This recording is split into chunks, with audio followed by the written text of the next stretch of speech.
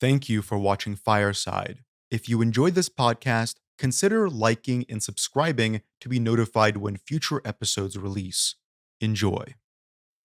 Hello and welcome to another episode of Fireside. As always, I have a very special guest with me today, a rising star within Jagex, kinda, having been hired as a developer on Oldschool Runescape not too long ago, yet already etching an indelible mark onto the game with wonderful updates like Perilous Moons, Yama, and having worked on League's Raging Echoes. Mod Rice, welcome to Fireside. Thanks for having me. Very, very flattering introduction. I am known for those. I'm good at those. I feel I'm getting better slowly. The first time I had Josh isn't gaming on, I like stumbled over a introduction. So now I'm like really trying to work to make sure that they're pretty good. Yeah, oh, you're nailing it. Oh well, thank you so much for joining me. It's actually cool. You're the second developer I've had on the show for a while, ever since its creation. I have one more planned later on down the line, so I'm excited to see how that evolves. I had Mod Grub on like a couple weeks ago. Yeah, Grub is a good friend and colleague, and really interesting. Has a really interesting perspective on the game as somebody who sort of like um, cares about very different things to me. So yeah, it's you've got a good variety, I think. Definitely. Yeah, his perspective on like design and all that was fascinating because originally I think I reached out to Mod Jerv and then I told them about like what I'm doing here and she's like, "Listen, message Mod Grub. He has a lot to say about this." I'm like, okay, I will. Yeah, yeah. So we went on from there. It was a great conversation. So you and I have talked in the past a little bit. I say a little bit, but we had a really long call in the past. So and I'm like, listen, that was super interesting conversation. We won't touch on everything in that call, but I'm sure we'll tread some of that ground again in this one. So it'll be interesting.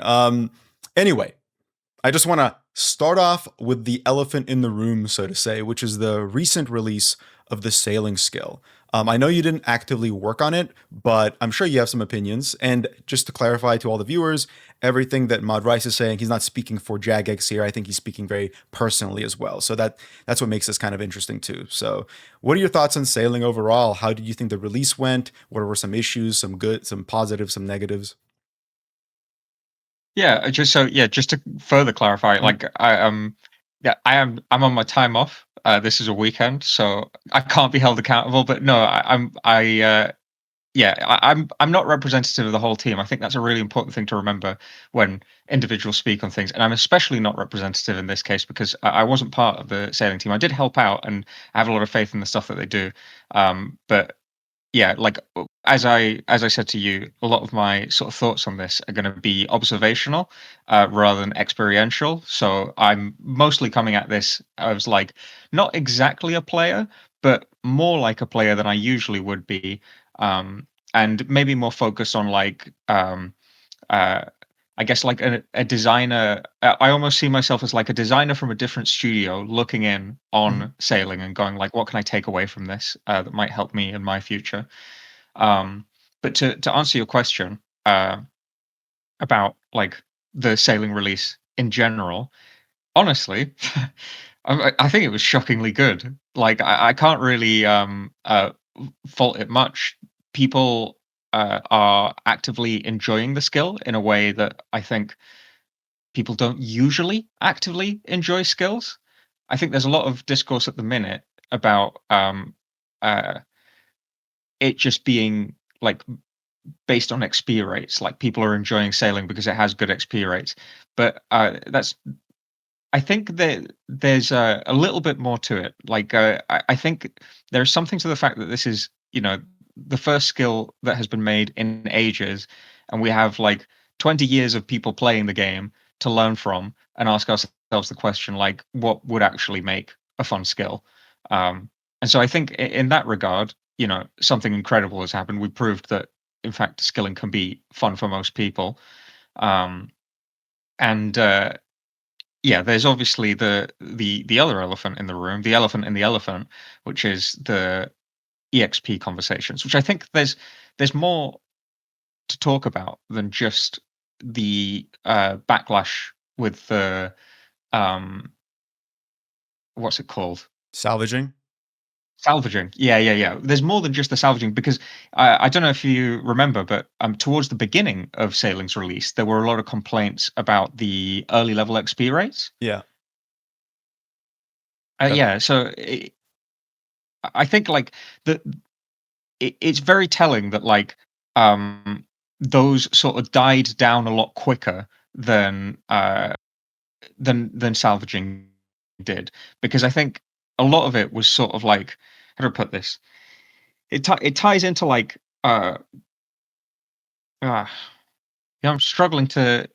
No, no. All I was gonna say is that like I think that there is a there's an experience gap that the community really has never experienced before in the old school RuneScape space, where a new skill is released and there's not a wiki page for it that's telling you the optimal route. There are no guides telling you the optimal route, and yet the community is trying to squeeze it into their schedule as if there is an optimal route. So when they're doing stuff that they think is optimal because they're so used to doing it that way, that when it doesn't align with the time in their head of what an optimal route would look like for a 1 to 30 skill, there's this huge like dissonance between what the experience rates are on launch versus what the I guess expectation is by the community.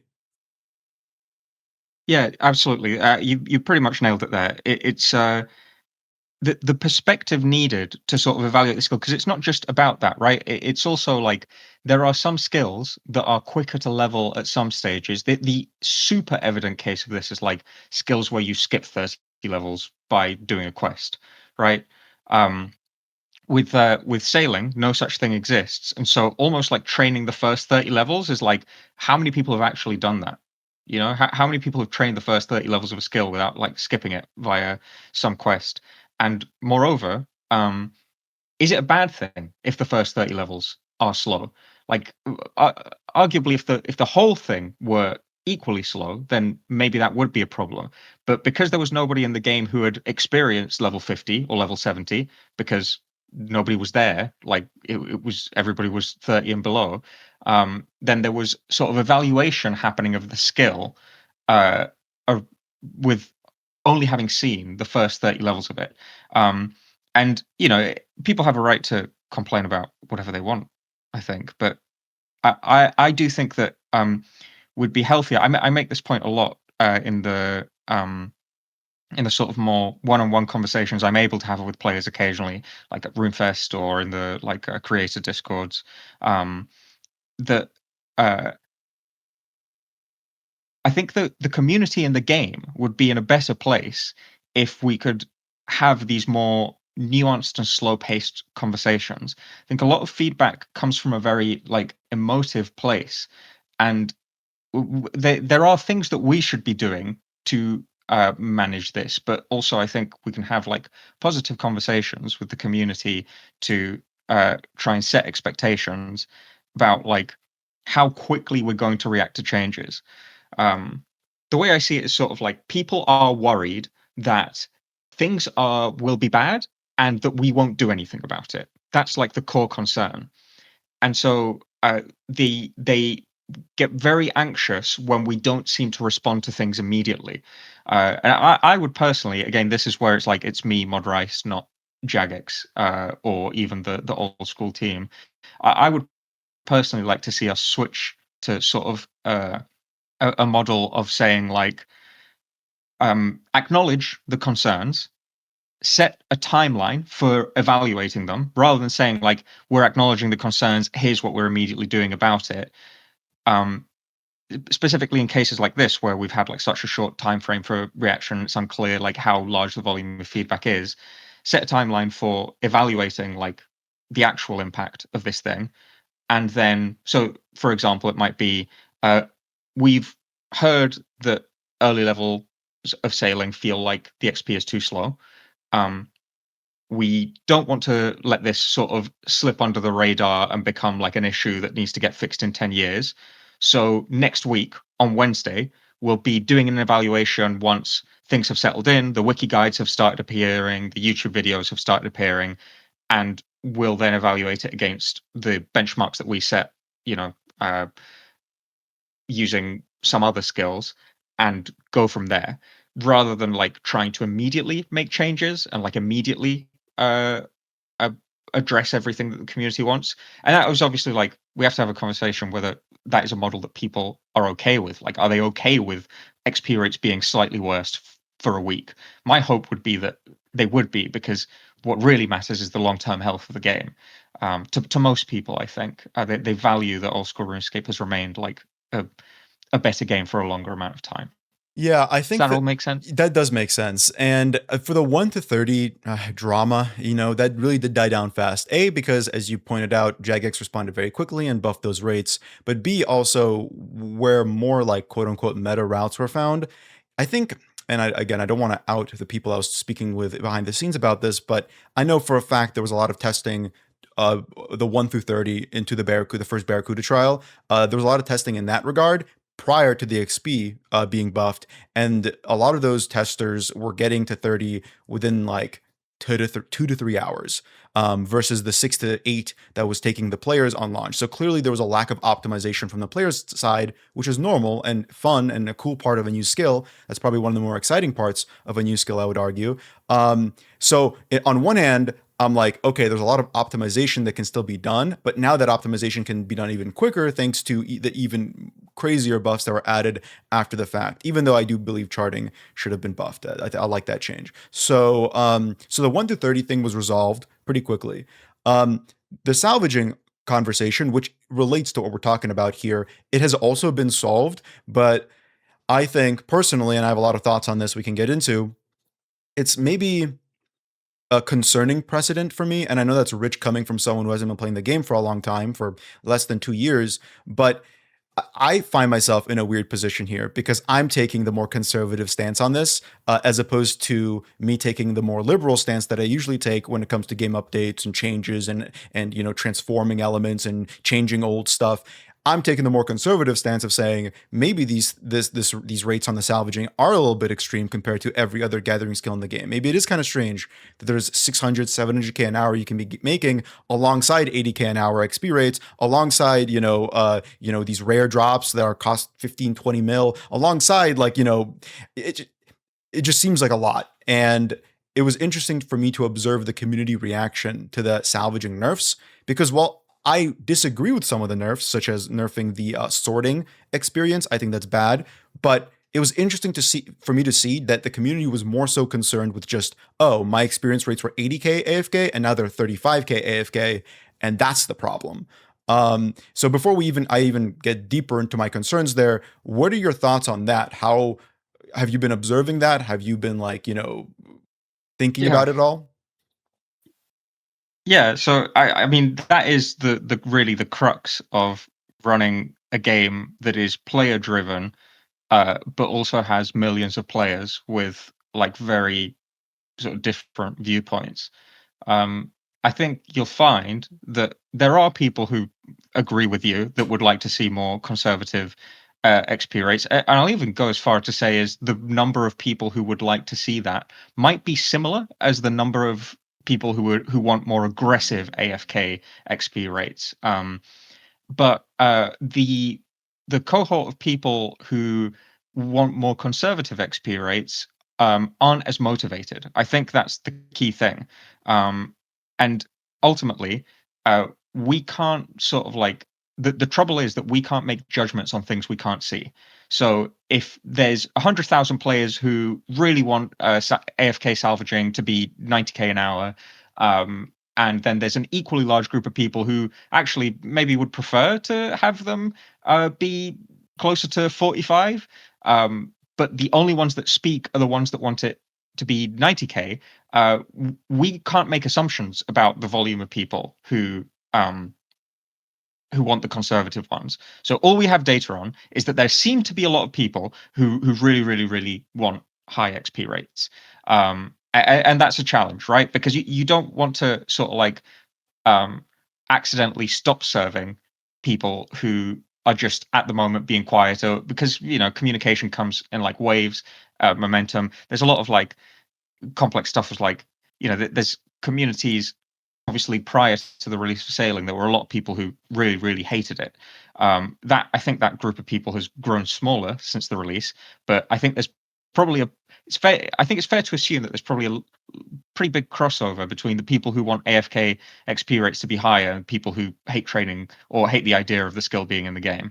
And that group of people, it was like fairly organized in their like messaging. They'd already created discords ahead of time when they were trying to stop sailing from ever being a thing, and they were prepared to message coherently and in a coordinated way, and so they can present a really like united and structured front when they want changes, which ends up not overrepresenting them, but representing them more accurately than any other cohort of players that exist.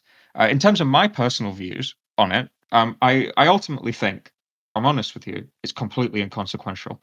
Hmm. It feels like it might be a bit of a cop out answer, but I actually think that whether those XP rates are 90k an hour or 45k an hour is, in the grand scheme of things, inconsequential. Do I think it would have been better for the long term health of the game if they were 45k an hour? Yes, I do think so. But I also think that it really like it doesn't matter much. There are a group of people who would have trained sailing to 99 with salvaging no matter what, and they would have trained it with 45k an hour or 90k an hour. I don't think those people are missing out by doing it less time. Now, do I think that there is a cohort of people that are sort of in between who maybe will see that, oh, I can do port tasks for 100 something, or I can do salvaging for 90, so I'll just do salvaging because it's way less effort? Yes, those people exist. But I don't know, again, whether that group of people is actually missing out by not doing that content because they weren't particularly motivated to do better skilling content in the first place. They were just looking to watch the number go up. And yeah, that's sort of where I'm at. Now, I do want to be quite specific that like I I don't think I think a lot of the feedback that was received around that was like highly emotive, rooted in like uh anger more so than like any sort of I shouldn't say any sort of critical thinking. There was critical thinking behind it, but it was more motivated by emotion and a feeling of like missing out than anything else. And I think that for that reason, I don't know that it's the healthiest thing in the world to only follow that kind of feedback. I think we shouldn't ignore that kind of feedback, but to speaking to your point about it being a worrying trend or a worrying precedent to like to make these changes. I don't think it's the end of the world in this case. As I say, I think it's largely inconsequential. But I do think that yes, when we receive feedback of this volume that is of this type, um, we should be making an effort. I think it would be better if we set a sort of like longer term standard. Now, I do think the team was put in a difficult place because if they had gone, okay, guys, we hear your concerns, we're going to do something about it in a week, I think it would have been a fucking disaster. Like, I don't see any world in which that goes down well. So I think they did what they needed to do because there was a level of community pressure that was untenable, and that is the nature of working on a game like Oldschool Runescape that is player driven. Like sometimes there are things that we maybe think might not the worst thing for the game, but also not the best thing for the game. But a certain level of community pressure can push us to do them anyway, and that is a drawback sometimes. But it sort of like comes with the package deal of being community driven, and there are so many other benefits that come with doing that that it offsets these occasions where like okay we're forced to act on like highly emotive feedback that maybe doesn't consider like the full picture of like the entire video game and is focused on like my immediate experience this first week that I've been playing sailing. Yeah. No, that makes sense to me. I think that's a good answer. My take, and I recognize that my stance on this, it can be a little bit fallacious because I am using like that. Oh, it's this bad precedent. What about the slippery slope? Where can it go in the future here, especially when it comes to new content? But for me, but I do generally agree with you that people are going to train it anyway.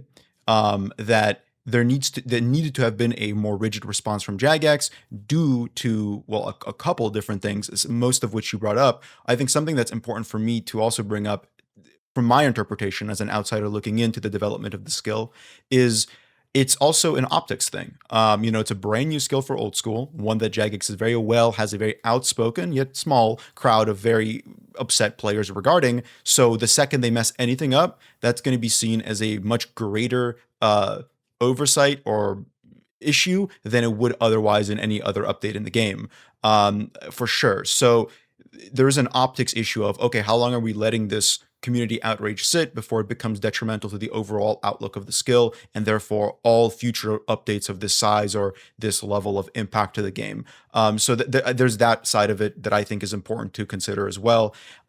My fallacious, slippery slope argument is more so just like if we ever get another skill or any other large piece of content, there's always going to be now that existing precedent of, much like sailing was from 1 to 30, being compared to other training methods of like, oh, well, 1 to 30 agility was 8.5k an hour and sailing is 4.3k an hour. So clearly, agility is better than sailing, and that's an issue because everybody hates agility. So it's like this existing precedent now of people referring back to a change or an existing standard that will be used as a bludgeon against something new that's coming out that's maybe balanced a bit differently. And on top of all of that, as you pointed out, there are different Sorry, community. sorry. Yep. Before you continue with that bit, Yeah. I just think the point you've made is really interesting, and we should dig into it. Oh yeah, do it. Let's do it. Let's do it. if Yeah. If you don't mind, please do write down your other one so that we can talk about it afterwards. But I think you've touched on something really interesting there, which is the use of like I like the way you put it, use of a precedent as a bludgeon, because I think a lot of players are very happy to see us innovate on the game when it's something that they like, and then as soon as it's something that they don't like, then they utilize like the precedent bludgeon to say this shouldn't be like this or this should be more like this. But I think this is actually touches on why I think the old school RuneScape design and community management and art and everything team, because we respond to the community as a team. Why I think the old school RuneScape team has been so successful and hopefully will continue to be so successful is that this precedent issue that you set of like, or that you outlined, where it's like, oh, now people will be able to use this. It is also a learning opportunity for us, and one that we typically take. Like when we have issues like this, we look at what happened. And so for me, for example, as a person who might like to one day in the distant future be at the helm of a new skill, I can look at this and go like, wow, okay, look at what happened here. This is like crazy. How do we avoid this in the future? And so in the same way that it is a tool that bad faith actors can use to bludgeon us with, it is a tool that we can use to learn from so that we can better shield ourselves from future instances like this. So there's almost like a game being played between like people who want to use the precedent as a bludgeon and us using the learning experience as a way to never make the same mistake again. But I really do think that it's the reason I wanted to stop you is because it is interesting to me. I don't think people necessarily are cognizant that this is something that the old school RuneScape team is very good at. Like Mhm. there are plenty of games that ask their players, "What do you want?" and then the players answer, and then they give them something, and they aren't as successful as old school RuneScape, and they don't have, I think, the same level of credibility that the old school RuneScape team does. I think that is what it comes down to: is our ability to sort of reflect on these instances and go, what are we going to do differently next time? I can touch on after you've made your point, we can come back to it, or your second point, and come back to it. Which is, I can touch on what I feel like I've learned from watching this and some of the strategies that I think we would employ in the future to mitigate instances like this. Yep. Yeah, no, totally. And you kind of brought up my second half there as well when it comes to like bad faith or disingenuous criticisms of this. I don't think that everyone utilizing those things, like being disingenuous or bad faith, is even doing it on purpose. I think it's just, as you pointed out, also this emotional, reactionary is the word I would use, to to any kind of perceived negative change, right? Like for example, I'm forgetting who outlined this originally. I did not come up with this though. Is someone pointing out the fact that when birdhouses were introduced, every player was like, yeah, but think of like the potential XP here of having four giant XP drops every 45 minutes, and like it's really broken and it's crazy. And that was the big concern with birdhouses when they were introduced. And now that's used against Jagex for outlining the potential of the crystal extractor in the same exact way. The players are just doing the same thing, but because something's being taken away, it's seen as a positive rather than a negative.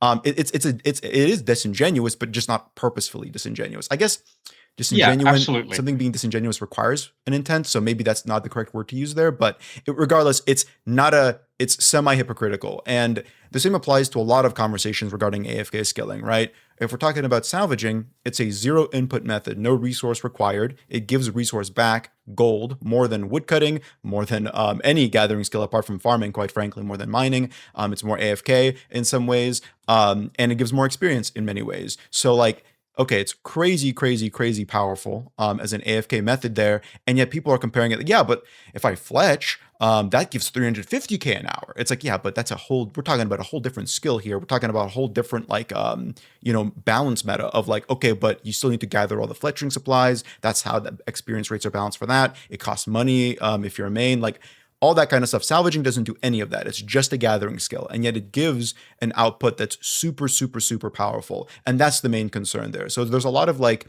I guess, again, I'm not sure if it's purposeful, probably is for some people, probably isn't for others, but like there's a lot of like mixing of it's like purposefully misunderstanding the game because I know the old school RuneScape players understand the way the game works. I know they understand the difference between a gathering skill and a crafting skill or an artisan skill. They know that crafting or artisan skills give way more experience per hour because of the time it takes or the gold it takes to obtain the resources. And they know why woodcutting caps out at 65k an hour AFK on redwoods and not, 250k an hour like crafting can or 350k like crafting can. So I think they know this, but it just feels bad in the moment. So they're like, well, yeah, but what about this? And they don't even consider the knowledge that they do have as a context. So that's the main thing. And I'm really hoping that this is just an insular thing. And you pointed out Jagex also learns to mitigate it in the future because like it's a new skill. It needs to launch positively. There needs to be an overall positive outlook on it because then Jagex can set that precedent for developing large updates like this without the community's like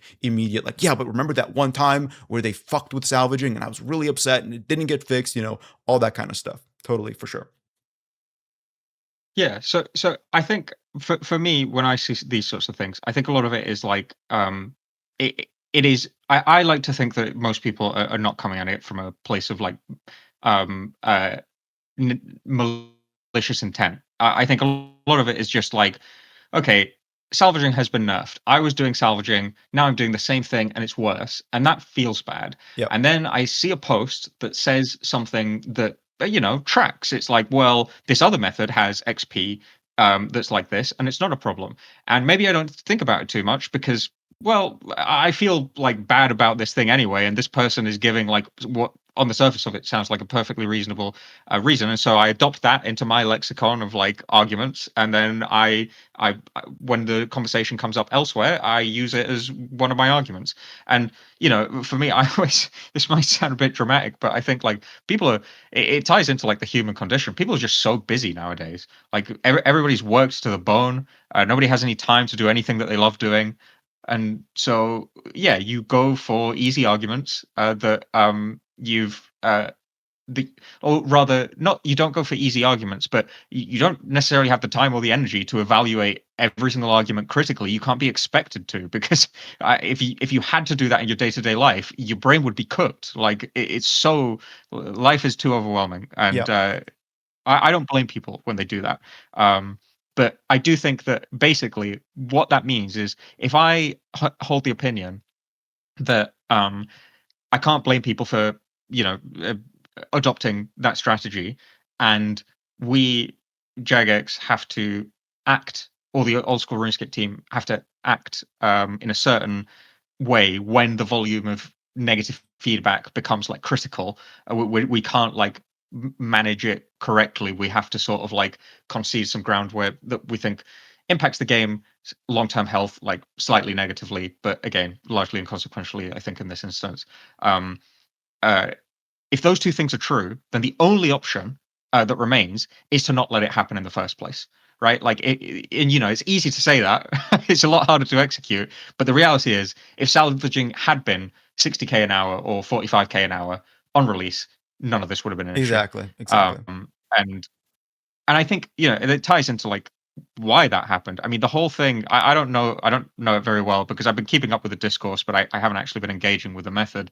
My understanding is that people discovered a way to basically like overwhelm the world such that salvaging spots stayed in the same place for longer than we ever expected them to.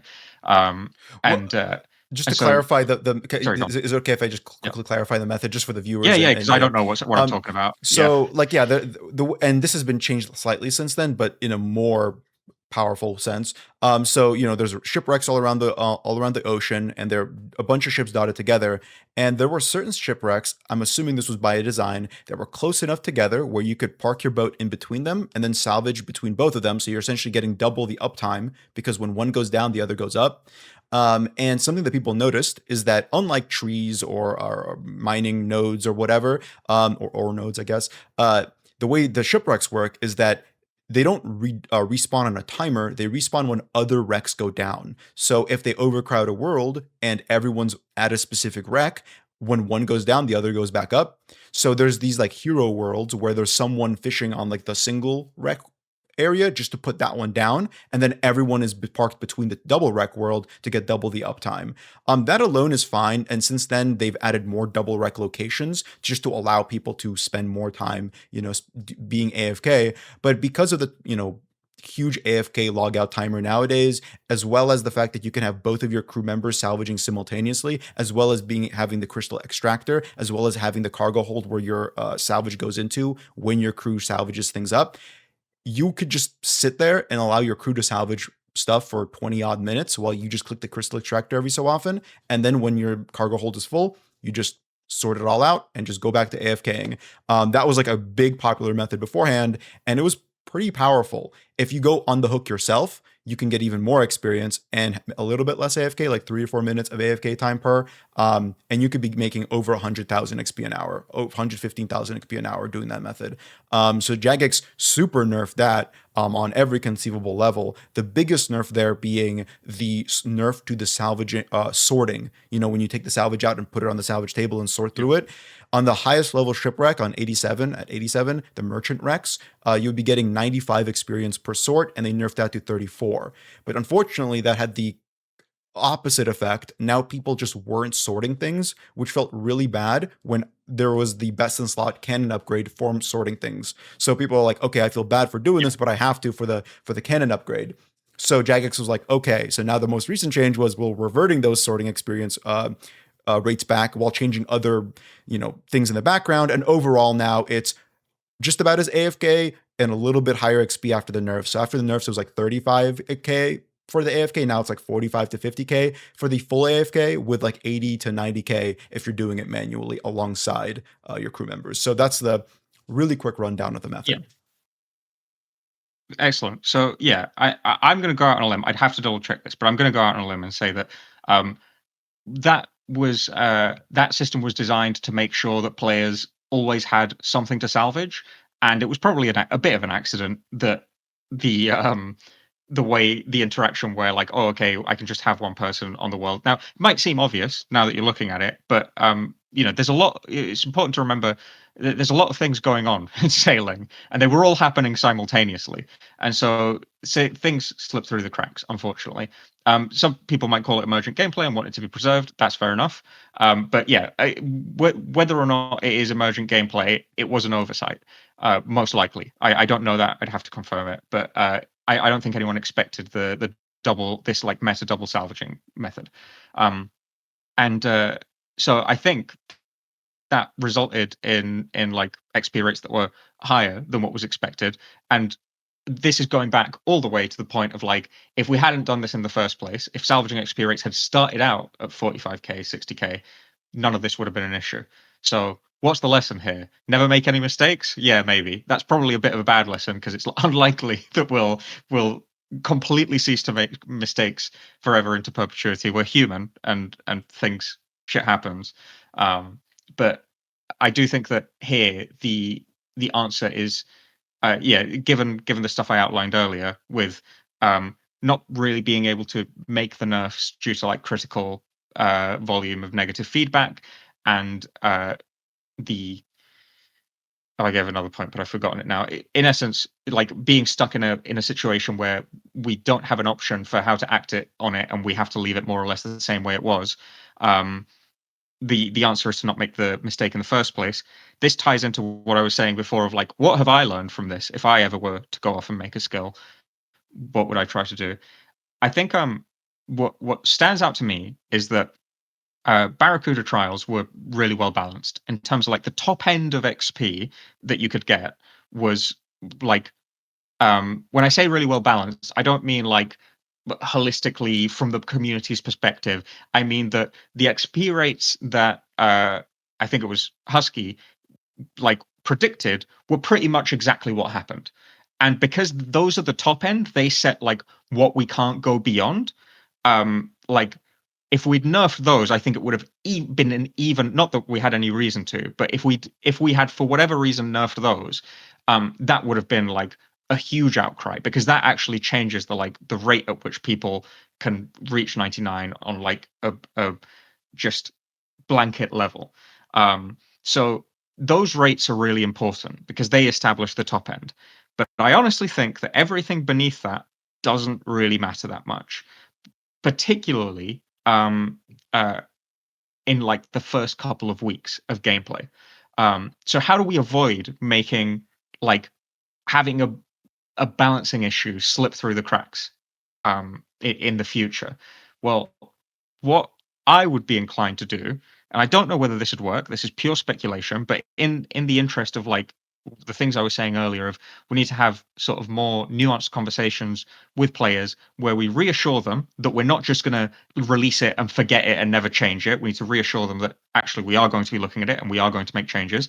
And I think that works better if we set some sort of timeline. So here's a really super undercooked example because again it's been like 2 weeks since sailing released. I've had like 3 days to think about this, maybe tops. I've had other stuff going on as well, so it's not been like the only thing that I've been thinking about. um, but an example might look something like, okay, we have this new skill. I'm going to use shamanism as an example. I don't know if it will be the next skill. I think there's an appetite for a a lower level skill. Um, oh, sorry, not lower level, a like lower size skill. Like sailing is absolutely ginormous. We probably want to do something that's not as big. Shamanism isn't as big, but probably is still on the bigger side. But suppose we were doing shamanism. We have this method that allows you. It's like spirit running, and spirit running is like I don't know, 150K an hour, and it's like the absolute top end. I'd focus all of our efforts on like making sure the balancing on that is tight as fuck, and there's no way that we can like slip up with it. Then we'd have some other methods that like come below at varying levels of intensity, and I would just be transparent with the community about like our motivations because I think that's an important part of convincing people. Like saying, it's impossible for us to catch absolutely everything. And so what we're going to do is we're going to make absolutely sure that the top end uh, of the XP rate methods is set in stone. So once shamanism releases, spirit running will not be changed, or rather, will not be nerfed. Is probably the better language to use. So spirit running will not be nerfed. It will stay as is. If someone discovers a way to make like 2 times the amount of XP, we're just going to live with it. So Hmm. that's life. We're going to make, and that then behind the scenes we would put all the effort we can to making sure that it's really really well balanced. For every method that comes up beneath that, particularly the intended low XP rate methods, we're going to be hyper conservative, deliberately so. We are going to go into this expecting that by the end of the first week, we will be making some buffs to them, um, and use that to give the skill a sort of opportunity to breathe, and then but not like reassure the community that like this isn't going to be how it always is. This is just like, okay, during the first week, if you really want to sweat it out and hit 99 as quickly as possible, most efficient thing to do is spirit running. But if you've got 5 wives, 17 kids, 11 jobs, then you can't play that much during the first week. Don't worry, you're not going to miss out on anything. We're going to be like making the XP rate, or we're going to be bumping the XP rates a week in to the levels that we think are appropriate, and then we're going to be with that communication. We're going to be very sort of specific about what XP rates we're buffing them to. So we'll say method 2 gives 90k XP per hour, and method 3 gives 57 XP per hour. Method 4 gives 28 XP per hour, 28k XP per hour. And once we've set those standards, we're going to try to stick to them as well as we can. So we'd be transparent in saying this is our goal, and we are going to enforce it to the best of our ability. So if 3 weeks in a method gets discovered that is like that turns method 3 from 60k an hour to 240k an hour, that counts as an oversight. But we establish that ahead of time. We don't try and retroactively go, guys, this wasn't intended. We go, no, the intention for this was 60k an hour. This is what we're going to try and stick to. If something happens that allows it to be more, barring stuff like really cool emergent gameplay, like let's say someone discovered like, oh, if you do this at the same time as you do, I don't know, fly fishing or some shit, then you can get effective XP per hour, blah blah blah, whatever. Not everything can be absolutely set in stone, but if it looks cool, probably leave it alone. But establish the targets ahead of time so that if we go off target, people don't feel like, or the feeling is less likely to be Jagex has robbed me of my XP rates. It's more likely to be Jagex promised me these XP rates. These XP rates are actually way higher, and they're now bringing them closer to what they said they were going to be. I feel like I would hope that that would be more palatable to the wider community. Yeah, I'm inclined to agree with you. I obviously always see some issues there. I could see there being like, the majority player base that's not going to be rushing to 99 is going to say, well, if they're going to buff it in a week, then I guess I just shouldn't even play it until they do that. I guess they just don't want me to play the game until next week when they buff this thing, And I could see that being an attitude of like, well, why even do it if it's going to be buffed? But that is arguably better. Sorry, just to Mm-hmm. I think we did this already for sailing, but we do have the ability to like basically refund lost XP. So we might like do something like that. Okay. In We might that have the case, ability to yeah. communicate, say like, yeah. In that But yeah, case, then yeah, that's a maybe good point, that's and valid. one that I hadn't like processed. I think like I think generally speaking, and there's two takes I have. So the first hand, I think that launching something more conservatively and then buffing it after the fact, that's always going to be received better than launching something, in an arguably overpowered way and then nerfing it. We saw even. I say we saw as if I played the game at the time, but with the blowpipe nerf, right? Even then, people were complaining, even though everybody generally agreed that it was a good thing to do for the future of ranged and the health of the game and just the general power of items. And yet there were still people saying, well, now my X, Y, and Z blowpipe, I can't even do this. I got so used to doing Y, and now I can't even do X. Like, what the hell, And the second side of this would be like, it's just this. I don't know if there's a word for this in game design. I'm sure people have thought about this way before I ever did, but like it's this idea that players are more comfortable with something being broken if they're the ones who figured it out, or if they're the ones who found the unintended thing.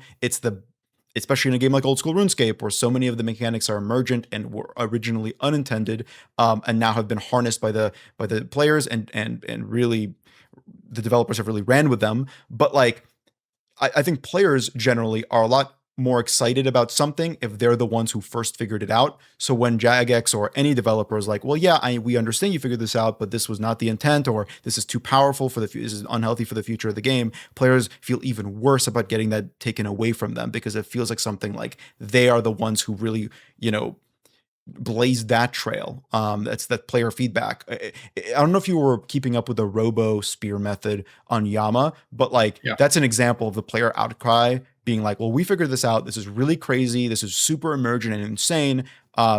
don't take it away. We did it. But if Yama launched with that as like an actual mechanic that was intended and like even like exposited by the developers, I think players are like, bro, people are hitting how hard with what? Like that's, I think that would be Yeah, my general yeah. take on it. Um, Yeah, so yeah. and for what it's worth, so I was very involved with the RoboSpear thing because I woke up one morning and then everybody was on fire complaining about RoboSpear. And I was like, what the hell happened? Yeah. And yeah, so I actually we I don't know if you read the like sort of update we gave on that, but Hmm. my position when I entered the meeting for us to like chat about like, okay, what are we doing about this? Because again, it was a hotfix that was made overnight, and I really I know it's like maybe a bit whingy, but I do wish people were a slight bit more considerate of the fact that like if something gets hotfixed at 2 a.m. and it's not the best fix in the world, you know, maybe Yeah. cut us some slack. You're Let right. us get Right. back to it. Um, but yeah, my immediate response was like, this is obviously very cool. Like the way that the people have engaged with it is like awesome. But what is cool about this? Like, what's cool about RoboSpear? What's cool about RoboSpear is that people have found a way to unbind Yammer so that they can execute a more efficient cycle using like melee hits with certain weapons than they would otherwise be able to do if Yammer were frozen. That's the cool part, right? Like the emergent gameplay is there. What I criticize, and I don't like to sort of criticize the community much because I feel that it's counterproductive. Basically, like even if I have these feelings, I generally love the community, and I want to have a productive relationship with them, and that sometimes means just when I have an opinion, just not sharing it. But in this instance, my critique of the community would be like, did you find the super awesome emergent gameplay that where people were like kiting Yama around using melee weapons and obtaining more efficient cycles using that to be cool, or did you find being able to hit 200 with the spear cool? Because I would argue that the part about hitting 200 with the spear is the least cool thing about Robo Spear. There's so much other awesome emergent gameplay happening, and so us basically saying like, okay, this is awesome, but we're going to cap it to like 100 damage instead so that it's slightly more like reasonable. Um i, I think is like, well, I don't think the nerf there is to emergent gameplay. It's a balancing act of saying like, well, we like the emergent gameplay, but this 200 damage seems completely unnecessary and completely unrelated to the emergent gameplay. I understand a lot of the outrage was more related to the hotfix, which I basically like completely disabled it because nobody understood what was actually happening, which is that that spec only hits with crush, and by capping the accuracy modifier that it had, it basically made it so you'd always hit a zero because Yama has insane crush defense. So Right. behind the scenes, actually, what we did is we capped the damage modifier, but we left the accuracy modifier uncapped so that people could actually still hit with it. Because that's why it was so like that was part of the reason it was so poorly perceived. We thought we were like nerfing it by a certain percentage. Actually, we just like made it so you always hit zero when you do that. But again, 2 a.m. hotfix. It's like these things happen. Yeah, I think that it's funny Yeah. how similar that outcry was to this sailing thing. Because as you pointed out, what's the method that people, or what's the thing that people are really upset about?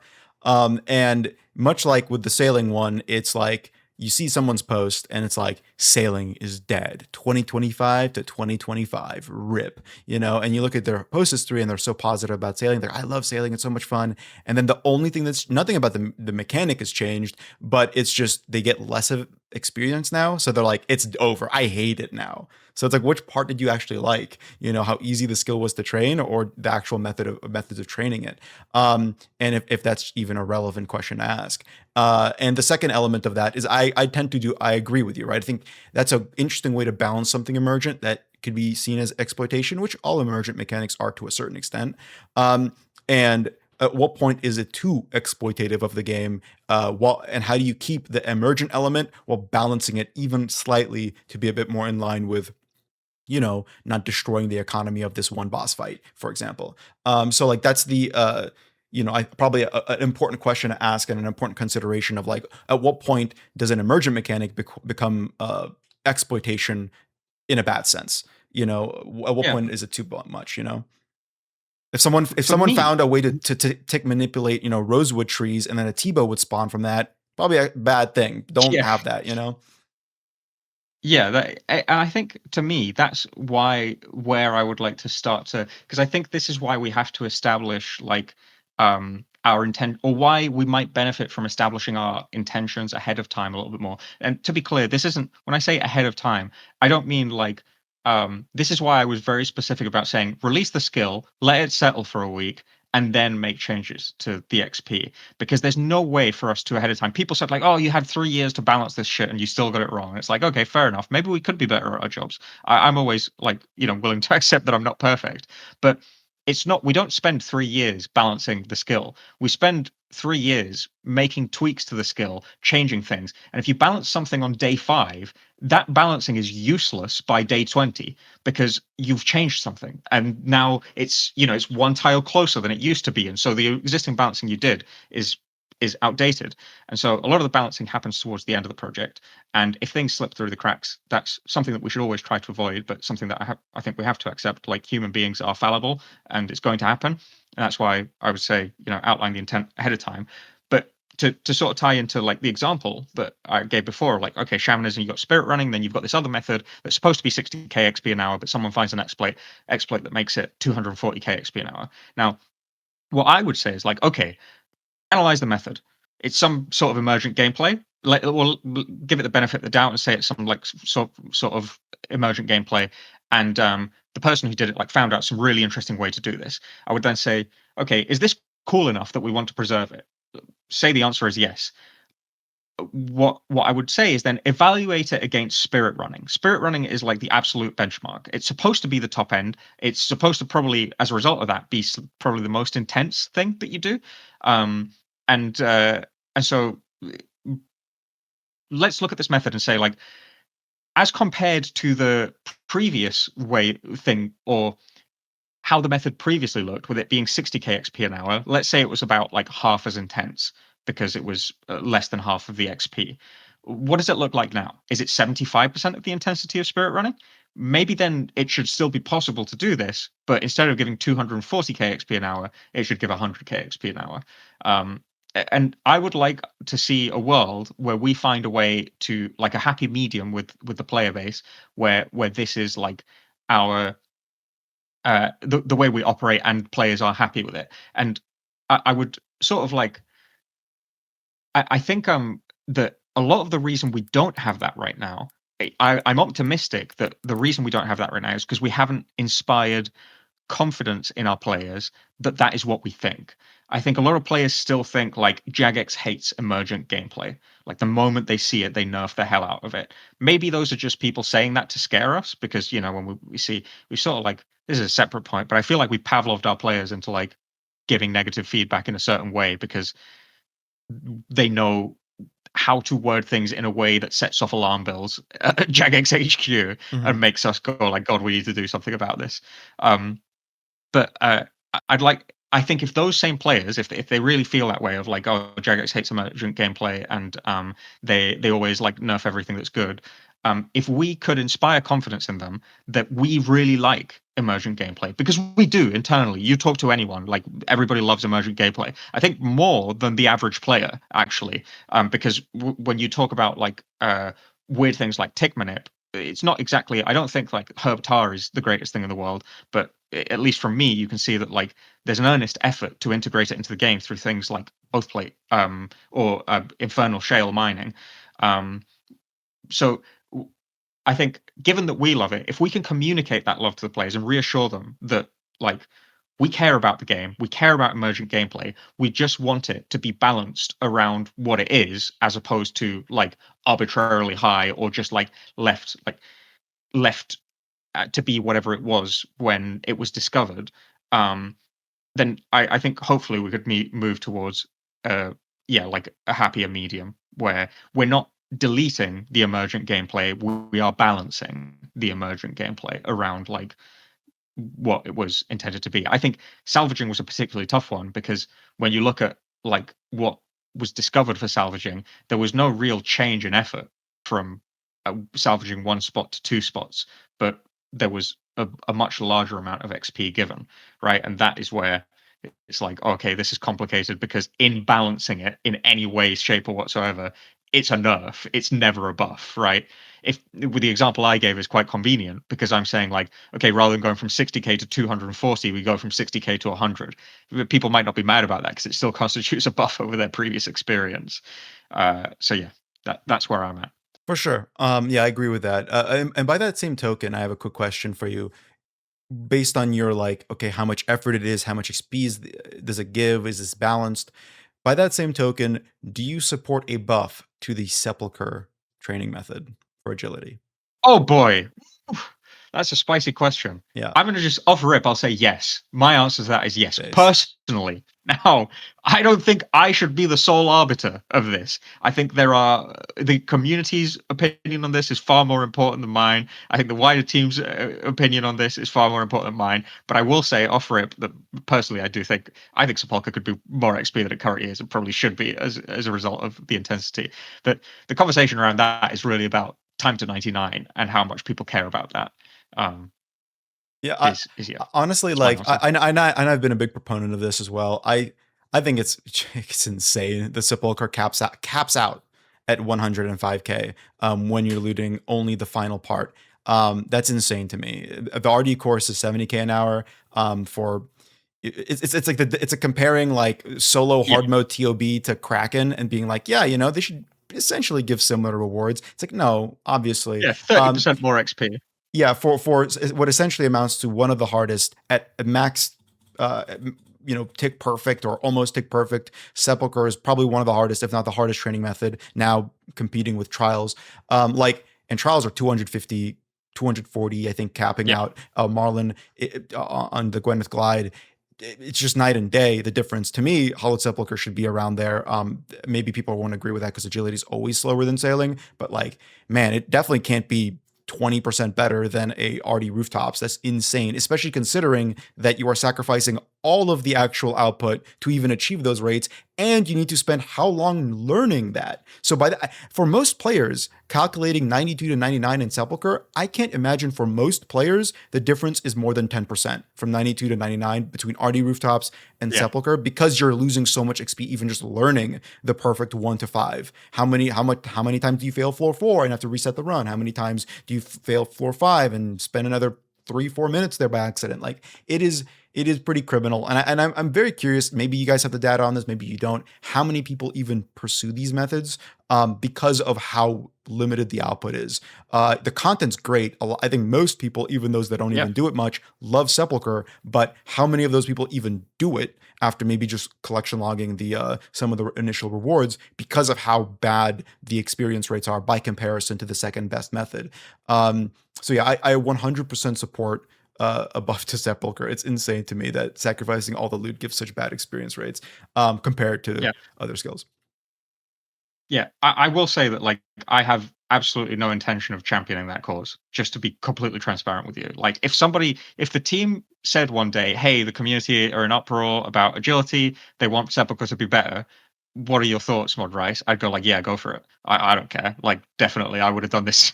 A while ago, if a genie showed, or rather, weird metaphor, but if a genie showed up and put a gun to my head and said, like, you must buff Sepulchre, it would be the easiest thing for me to do because I'd think, but that's not to say that I'm going to go out and say like, oh, now I'm going to champion this because I do actually think that this is one of those things that is better if it comes from the community. Like if a JMod tries to push this point, it will be an uphill battle against people who really care about it.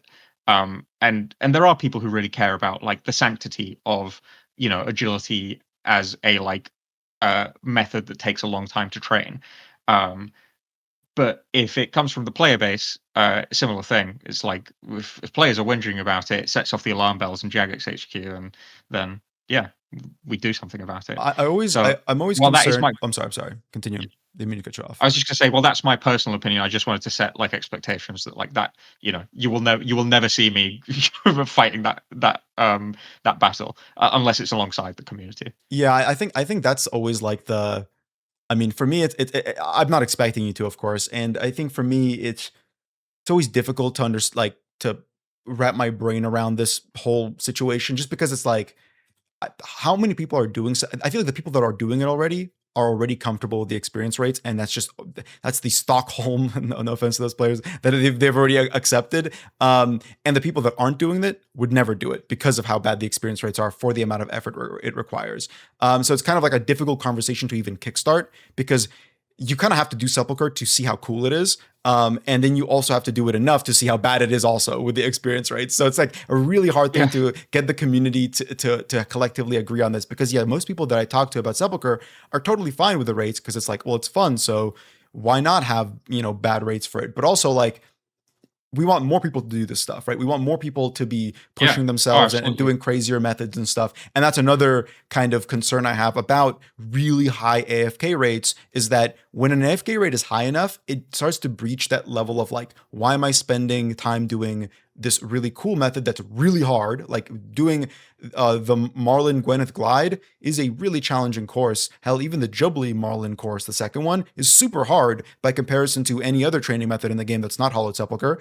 So it's like, why am I doing this for 70K or 250K an hour? Not even 250K if you're learning Marlin, like 150K if you're learning Marlin. When I could be getting 90K just like straight up not doing much and at all. And Yeah. that makes people feel bad for putting in the work and makes them feel good about not playing the game. And that's what develops that expectation of, well, if a new thing's out, there must be a way for me to not engage with it as much if I want to. Yeah. Yeah. Absolutely, and it goes beyond that. Where in terms of like you think about like we're talking about the health of the game, you think about like future methods. I think agility is a really good example where it's like okay, but you can't imagine agility being that much more complex than floor five, Hello Sepulchre. Maybe you can, but it's like it'd be pretty extreme, and it's also like level 92, so it's like coming close to the top end. So say we wanted to, we were like, okay, Hallowed Sepulchre is a really fun method. We want to release something slightly less intense than Hallowed Sepulchre, but more intense than RD rooftops or any rooftops for that matter. And we want to place it around level 80. Then you look at the XP rates for that. It's like, what room do you have to Yeah. put anything there? Like, you get 10k more XP than Sears? Like, okay, well, shit. Like, that's it's not exactly a super compelling proposition. So it creates this problem, and that happens at the bottom, at the lower bounds too, right? If something like salvaging is really high up, and you want to create something slightly more intense than salvaging, and all of a sudden it needs to be like 110k XP an hour, and it like completely obsoletes something like courier tasks. It's like, yeah, it's just very. It creates like a lot of awkwardness down the line. Now, arguably, that's an us problem and not a player problem, and we just have to deal with it, and that's fair enough. But yeah, that's why I'm motivated to do things, or why we as a team might be motivated to do things to mitigate instances like this in the future, or like why we care about like a lot of you see some comments that are like, why does Jagex care? What does it matter? What does it matter? And they see it as like, oh well, it was 90k and now it's 45k. Nothing's changed except I need to do it for twice as long. It's like, yeah, fair enough, but it matters. The reason it matters to us, if there is genuine curiosity about why, and it's not just like people being angry, which is fair enough. The reason it matters to us is because it affects the sort of like, if you visualize it as a space, like a physical space, a sphere of land, or like a plot of land that we can occupy.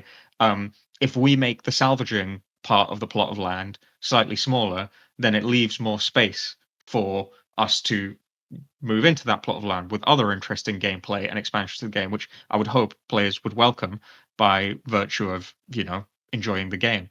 Um, yeah, Yeah, there's so much here to dig into. Like to me, the success of sailing, and it has been a success, in my opinion. I've always been a proponent of sailing. I've always been excited for it, and by and large, it's definitely lived up to my expectations and even surpassed them. I think the trials are probably my favorite training method. In a very same way to Sepulcher, they feel more fluid, more dynamic than Sepulcher does at the top end, and on top of that, they are incredibly, just well designed and actually feel good because they give so much experience for being good at the game. So it's like really satisfying in that way.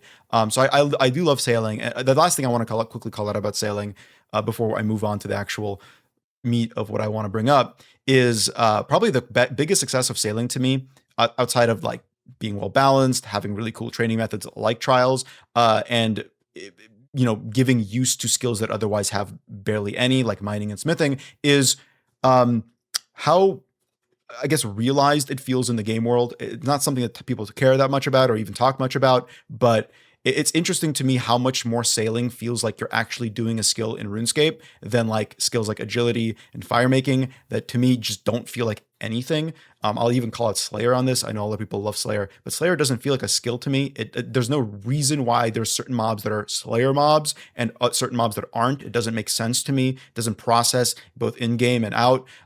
It doesn't feel like I'm learning anything in the game world, like diegetically or whatever. It just kind of feels like I'm doing combat with extra steps. Agility, I'm only getting experience running on rooftops for some reason.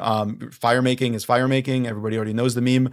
Like sailing, it's crazy to me how much it actually feels like you are sailing in a game like this, which is so like rudimentary looking. It's so point and click oriented. Every activity, every training method really feels connected to it. It kind of connects to a term you brought up to me in our first conversation. That this like qualia, right? This incomprehensible, Hmm. difficult to explain, experiential element of what sailing means to people, even down to just salvaging, feels so rooted in sailing to me compared to other methods like star mining, which doesn't really feel like you're doing anything connected to the game, quite frankly. So it's like, so shout out to sailing. Anyway, the reason I bring all that up is because the success of sailing to me is less so a incentive or immediate incentive for Jagex to quickly bring another skill in the future. I don't necessarily think there should be another skill in the next 5 to 10 years, maybe.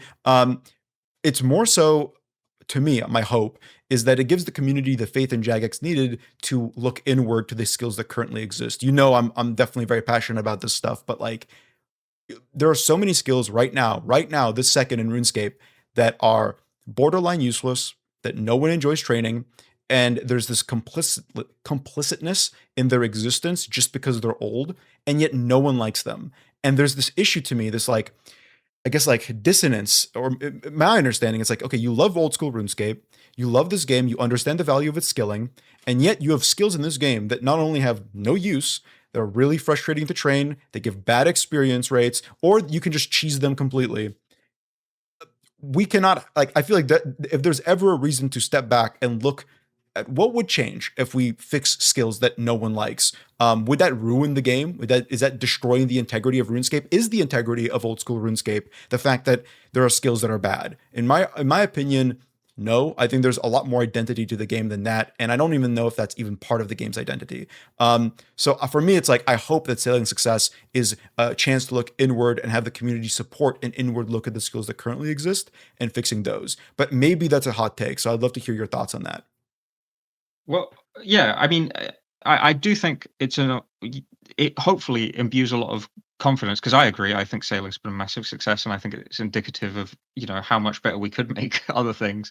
But obviously, as with all things Oscar RuneScape, it really comes from the players, and so uh, whether it will prompt players to go, God, you know what? They've made sailing so good. Maybe I'm 99 sailing now. Maybe I'd like them to do the same for another skill. I think that'd be awesome. And I think there is a lot of potential for us to improve things that exist already in the game. Um, I think the real interesting challenge that you run into there, if you're like, let's say you theory wise wanted to champion this and you wanted to like try and convince the player base that this is the way to go. Um, Sailing released with everyone at level 1 with the potential for all of them to go through to level 99 and experience all these things. If we do the same thing for woodcutting, um, the amount of people who will experience a lot of the changes we will make is like severely diminished, right? And so I guess there is like a bigger question there because you don't just have to like convince people that it would be like good for the design of the game. Of course, the game would be better designed if woodcutting were better. But what would it being better designed bring more value to players who are the ones who need to be convinced that um, we should work on this uh, than, for example, designing a new skill from scratch that they will experience from start to finish. That's always the big concern. And I'm sure it's also driven by a marketing concern. It's much easier to market a new skill than it is a rework of an old skill. I'm sure RuneScape 3 can talk about that with their mining and smithing rework. Like it's a much different, more difficult conversation to have, especially considering there's not an insubstantial amount of people that say, well, most of this is going to be irrelevant to me because I'm either maxed or close to max, especially for skills that are very easy to max, like woodcutting and fire making. My take on this is always like address the skills that I think are maxed less. Just because those are the ones that would have more impact on everybody's day to day, and give them more value to go back to. Maybe not even just good training methods, but interesting outputs. So something I wanted to touch on a little bit is actually in regard to what we were just talking about is now that I've played a bit of RuneScape 3 and obviously quite a lot of old school RuneScape, I've been keeping my eye on what RuneScape 3 does because I think it's interesting. And I that's why in my video about the game, I always advocate for old school RuneScape players to be a bit less like a bit softer on it and just a little bit more not cautious, but like pay more attention to what they're doing because I think a lot of what they're doing is interesting in context to what we know about old school RuneScape. And something they did recently is that they did a big thieving update. Are you aware of that? No, no, I can't say I am. So, a very quick summary, and this raised the skill up to level 120, which obviously we do not need that for old school. But it's interesting because thieving is one of those skills to me in old school RuneScape that just lacks value. It's trainable, I guess, but it just has nothing to it. It doesn't feel like anything, and it has very minimal outputs that are impactful to your account. Maybe just the Pharaoh Scepter, honestly, now that I think about it. So what's really interesting to me about what they did with thieving, outside of just increasing its level cap, is that they just reworked all the loot tables for thieving and gave new ones and had created new creatures to thieve that have really interesting and unique rewards associated with doing the skill itself. And created this whole like active training method called heists, which is cool too. And the outputs of the skill now have changed from just mediocre or very small amount of gold to very impactful rewards like utilities, like unique rings with teleports on them that increase your thieving chance, to downright really cool spec weapons that can drop at a top, thieving at a top level. Um, and looking at that, I'm like, wow, while this doesn't translate one to one to OSRS in any way, it'd be really, really cool if we had a similar kind of balance added to thieving, which is a skill that to me is not only trained in a pretty meh way, but it also just has such a minimal amount of satisfying output to it. And while the pitch of, oh, well, let's rework woodcutting, and no one or not a lot of people would benefit from that is one thing. On the other hand, I feel like the actual scope of the update is small enough, not small, but like smaller than sailing. And it could give reason to people who already have 99 thieving to go back and actually do it more, would give more incentive, for them to actually be excited about something like this, essentially give a good output to the skilling method itself or methods itself. Yeah, I do think that is tough because like the definition of good output is like pretty contentious. For a lot of players, a good output means something that helps me PVM better. Yeah. Um, and then the natural question that arises is we have occupied pretty much all of the horizontal space that exists in the game. So we're pretty much entirely building vertically now. Um, but I should be clear in my terminology. So in terms of like rewards that make you better at combat, we have there are things like spec weapons and armor and all the different slots and potions and food and all of those options pretty much, unless we identify some new ones. It's probable that there's quite a few that we're not seeing, but they can be hard to discover. That's all been occupied, so we're sort of building upwards, and we built upwards enough that most good gear nowadays comes from some sort of compelling or challenging combat encounter. Um, which means that if we let's say we added something like a spec weapon, just using it because you gave the Mhm. example of RuneScape using doing that to thieving at like level 95 or something, um, I do think we'd be met with a significant amount of blowback saying, "How dare you power creep on burning claws that come from grinding out, however many tormented demons with just this thing that comes from like thieving? Like, how is it? Why is it that I become that doing PVM is not the best way for me to become stronger at PVMing. Now, you as a player may argue that that is fine and it's part of the interconnected weave that makes the game so special. I might be inclined to partially agree, but I do also see the point that PVMers are making.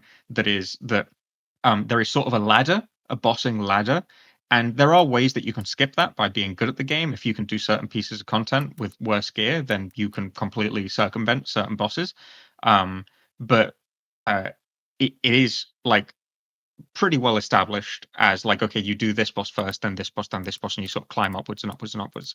And if you could skip a part of that ladder by training thieving to 95, I think a lot of PVM enthusiasts, and there are a lot of them, will sort of have a natural negative response to that. I think that is a challenge in our game more so than in RuneScape, where our PVMing bossing ladder and our uniques are a lot more well defined. Like I think RuneScape still do like really good gear from completing quests, which is awesome. I love the natives not helm, but it's hard to justify when we have handled uniques in our game the way that we have up until now.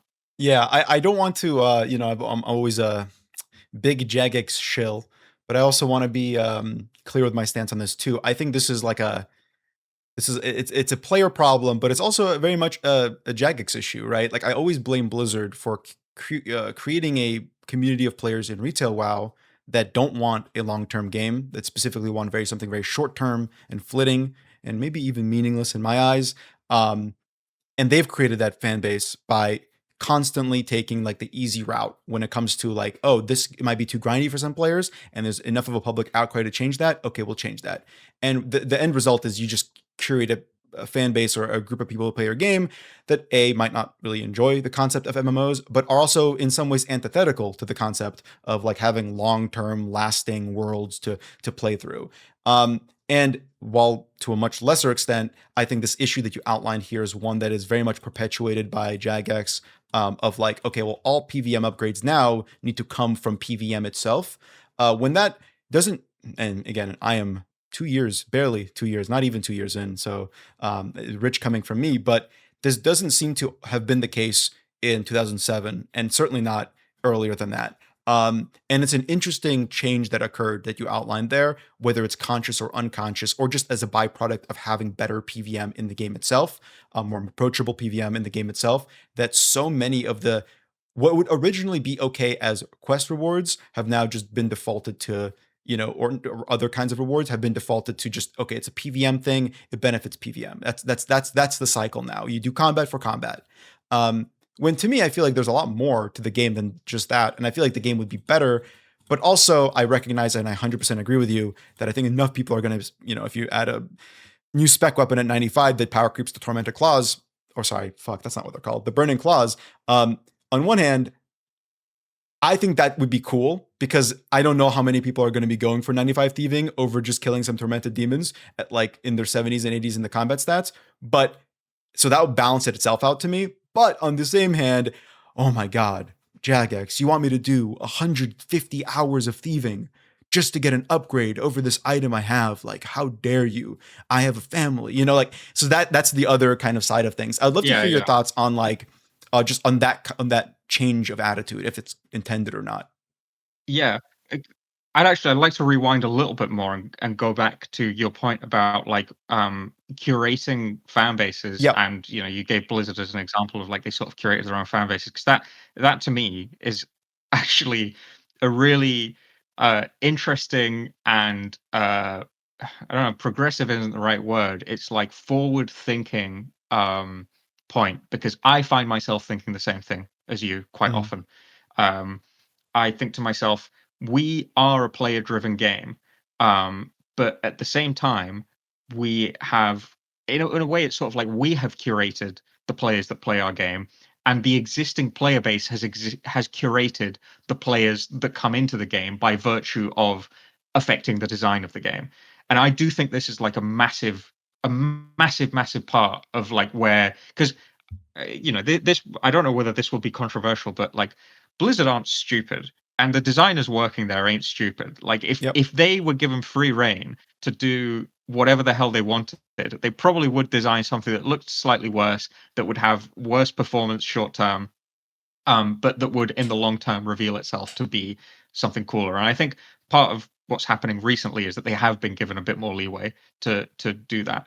Um, and so when talking about like, oh, like this is actually something where what I'm saying is actually fairly controversial internally, because if you talked to a lot of people who are like in charge of the success of old school RuneScape, they would say, well, it's because we're player driven. It's because, we listen to our players and what we do what's best for them.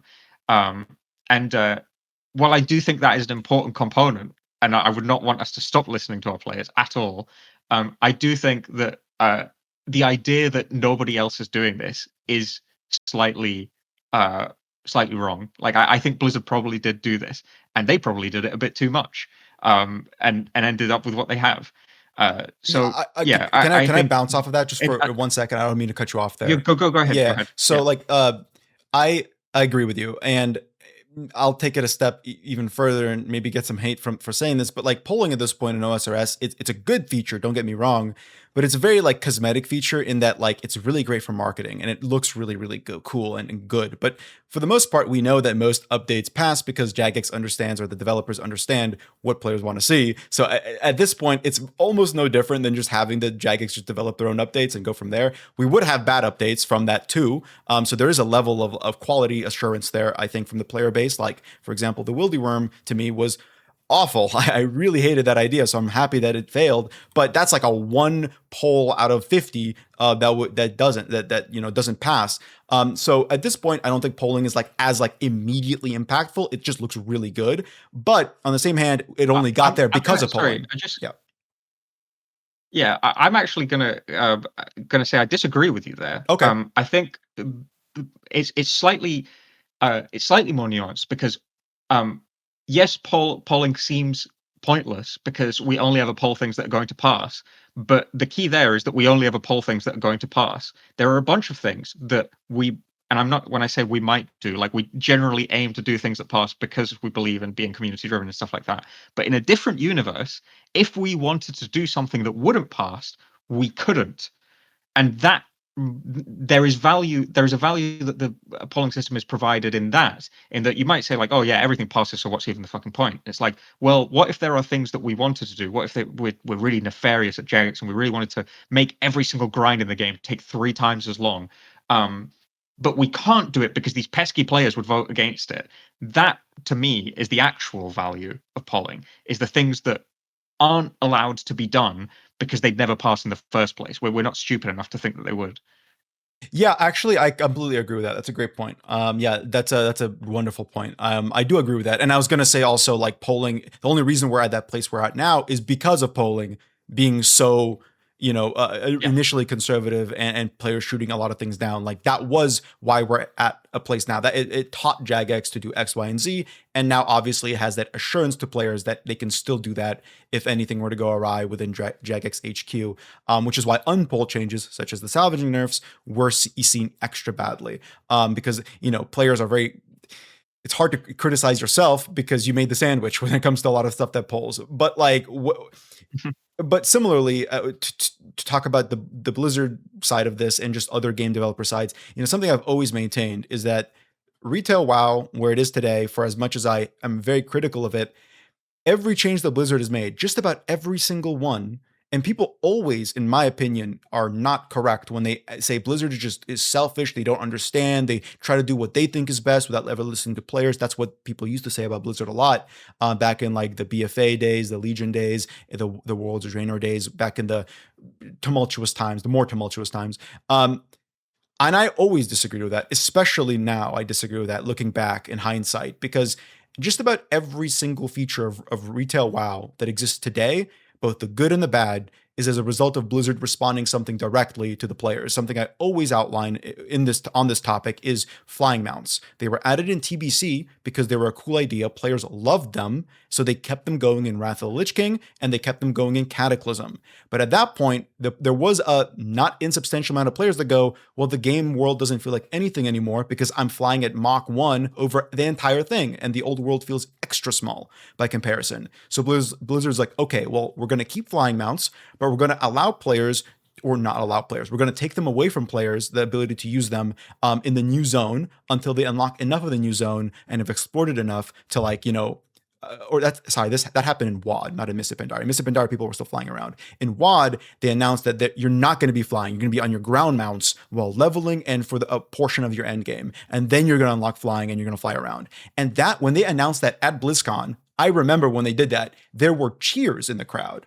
Now that's seen as like heinous because in 3 expansions later in BFA, people hated that. They're like, oh my God, they're locking flying mounts away from us. They just want to waste our time. They just want us to log in and waste our time running around everywhere slowly. We just want flying mounts. It's like, guys, you cheered for this in Worlds of Draenor. Now you realized that what you wanted is not that great. So now and then after that, Blizzard responded, okay, well, let's take a different approach. What if we give people flying mounts, but we just made the world bigger and we made the process of flying itself more interesting? That was, in my opinion, the last truly incredible design decision Blizzard made with dragon riding in Dragonflight. So that's just one example of players constantly like telling Blizzard what they want, Blizzard responding in a roundabout way. Maybe not fast enough. Blizzard is very inagile by comparison to Jagex. Maybe it takes them like 2 expansions to respond, but they do respond. And then players realize the pitfall of that. And eventually Blizzard changes that attitude again. We're seeing the same exact thing happen with complexity in classes. I'm sorry for rambling here, but like things were pruned in Worlds of Draenor. Rotations were very simple. Most people hated that.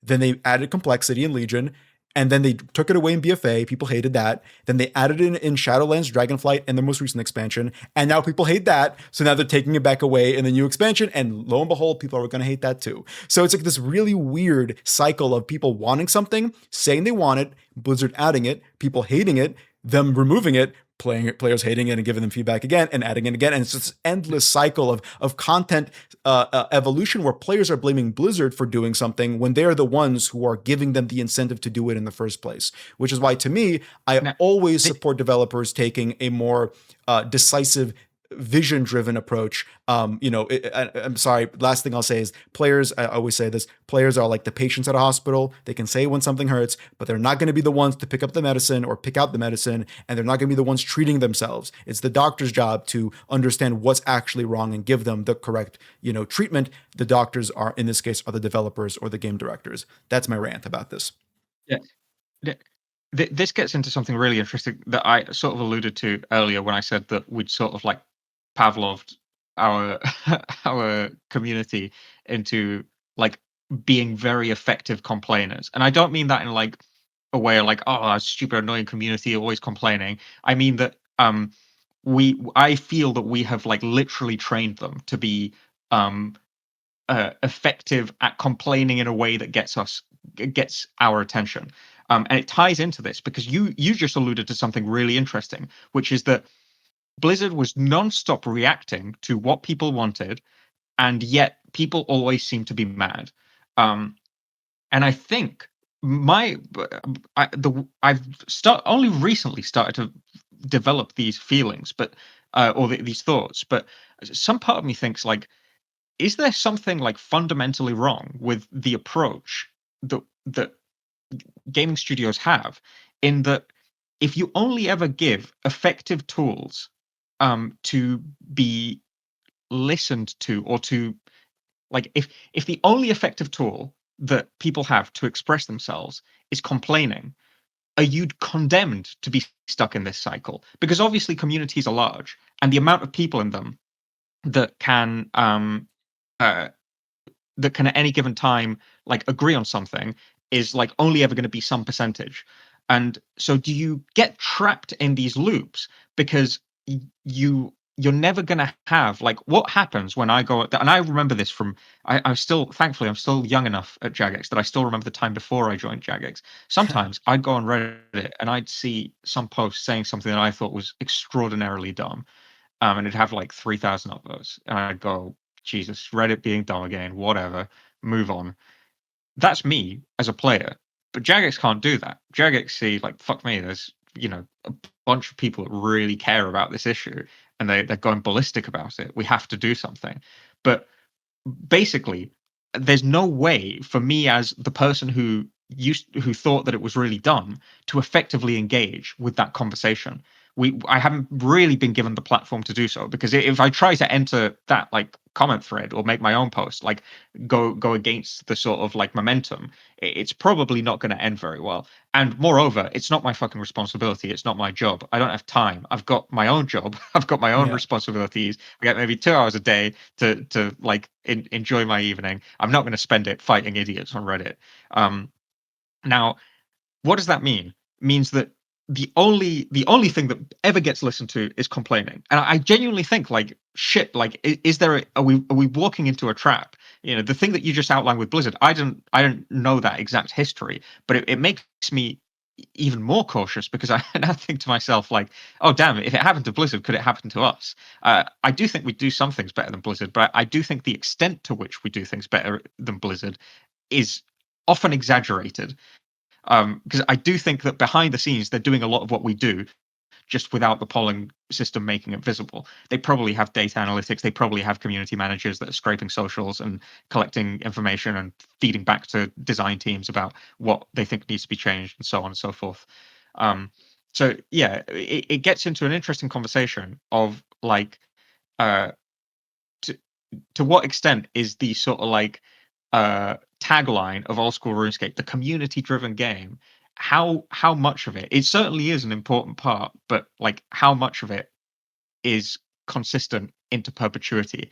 Are there things that we need to be considerate of? For example, are there ways, this is an outlandish example, because I don't actually think it would work, but hypothetically, um if every time there was like a bunch of posts complaining, we found some way to like create a blog post that created a platform for like actual level-headed discussion to happen. Like we said, like, okay, we've heard, harkening back to the example I gave before, again, don't really think this would work in most cases, but we said like, we've heard this concern, we're going to be addressing it on Wednesday next week.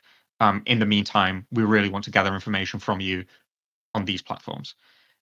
Whether we could somehow like uh encourage a conversation rather than like one-sided waves of complaints, because I suspect there are a lot of people who felt the way that you did about salvaging. It's just that, who the hell's going to comment when at the end of the day, even after salvaging did end up in a buff place, it doesn't really affect you. Correct me if I'm wrong. Yeah. um so your motivation to do it, particularly if you're not like a YouTube creator and you're just some person who enjoys playing the game, is so low. um, so yeah, it gets into a really interesting, because basically, like, it goes without saying that JX have tools to collect information about what our players are saying, and I think that because we use those tools, naturally, it's inevitable that basically, if players do a thing and then that thing gets highlighted by our tools, and then because it gets highlighted by our tools, we end up making changes. The community is not stupid. They are going to catch on to what works, and we're going to replicate that behavior. So we're sort of training people to behave in this way, where it's like the only thing that matters is the things that you hate and complain about, and we don't actually care whether you think something is good. We Yeah. do, obviously. We all of us are very heartened when we see like there were a lot of posts when sailing released going like, oh my god, this is so much fun. I saw one where it was like, I've been playing with my brother, we've been sailing on the same boat, and it's like, holy shit. Even if the update only did that for that person, it would already be wholesome. But on a sort of like more, yeah, large scale level, that's sort of where my head goes, of like, we're sort of training the players. I said Pavloving them into like behaving in a certain way, rewarding like certain behaviors. Well, yeah, um that's exactly like what and I one meant when I Yeah. said bad precedent, where like if every single really reactionary, and in my opinion not always, especially in this case, reasonable response or reaction to something gets rewarded with immediate revert changes, and the ones to made to salvaging are good in my opinion, like reverting the issues, the sorting experience back to being what it was pre-nerf. That's a good change, in my opinion. But like, if every single one of those reactions gets rewarded, in turn with, well, to fixing things back, or reverting things back to what they were, at least in some ways, um, that can be used negatively down the line. I think it's especially easy to use now, as I mentioned with sailing, because it's a first new skill, because there needs to be good publicity, because there needs to be a good precedent set for future updates that are large and potentially transformative to the game.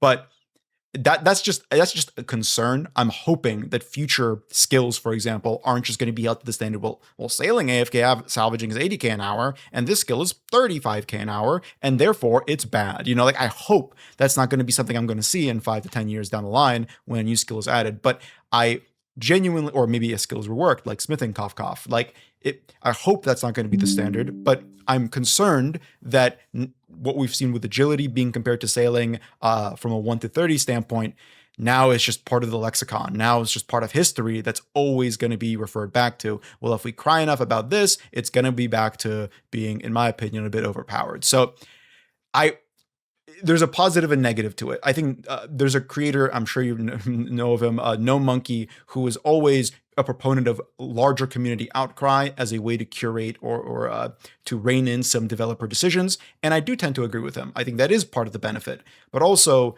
I think there needs to be a self-management process with the community. We talk about Jagex and Blizzard. The biggest difference between Jagex and Blizzard is the agility of development and response as a result of it being a sandbox MMO, where there's overall, even for the size of the two different development teams, less content being made because there's less need for content being made. There's a lot more ability to go back and change things because Blizzard is full steam ahead. 2 expansions down, they're working on their, not the next expansion, the one releasing next month. They're working on the one after that, and probably starting pre-production on the one after that too. Like, they have such a large team that needs to constantly be releasing a huge swaths of content to be eaten through in the span of 2 weeks. Jagex doesn't have that issue because it's a sandbox game, it's longer. So you can be more agile with the changes you make. And as a result of that, the players are expecting quicker responses, and that's what leads to better communication between developer and player. But similarly, players, I think, need to be a little bit more mediated in some of their responses because, as you pointed out, 3,000, 4,000 upvoted posts saying this is a really bad change and this is why, this is why, this is why, over 300 posts about how sailing is dead and killed and Jagex is the worst and they're not paying attention and they're not responding because they didn't respond in the past 12 hours to these criticisms. Like, I think there's an in-between there that would still have Jagex do these things. Correct me if I'm wrong, but I think the Yeah, changes would have happened regardless. absolutely. Like, I whinge a lot to particularly one of our community managers about this topic, where I'm like, I think we do, and I'm not saying we shouldn't listen to, like, outrage posts. Like, even if they are emotive, they're reflective of something, right? And Yeah. and we should address that. But I do think that, like, the effort to reward ratio is a bit out of whack. And so if you make a sort of low effort, like, oh, sailing RIP 2025 to 2025, uh insubstantive post, you're likely to get as much attention from us internally as somebody who writes out, like, a really good think piece and, like, breaks things down in a way that's, like, deeply compelling and not emotive but rooted in, like, some sort of um love of the game, or, like, um yeah, series of well-reasoned arguments. And I'm not saying that we should treat the outrage posts as anything less than they are, but I do think that it would be good for us to, like, more um, actively engage. Like, I really think, we could make a difference by jumping on those comments that are really well reasoned, and, like, having presence on them and showing, like, oh wow, Jagex really do look at these, like, really well thought out posts. Pavloving the community into doing something a bit more productive. But I recognize there are challenges with that because usually it's whether people like it or not.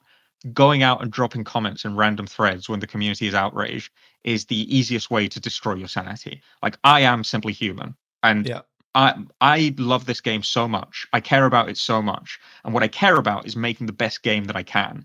And unfortunately, I would love it if the best way to make the best game that I can were to constantly monitor every single piece of feedback that gets left online.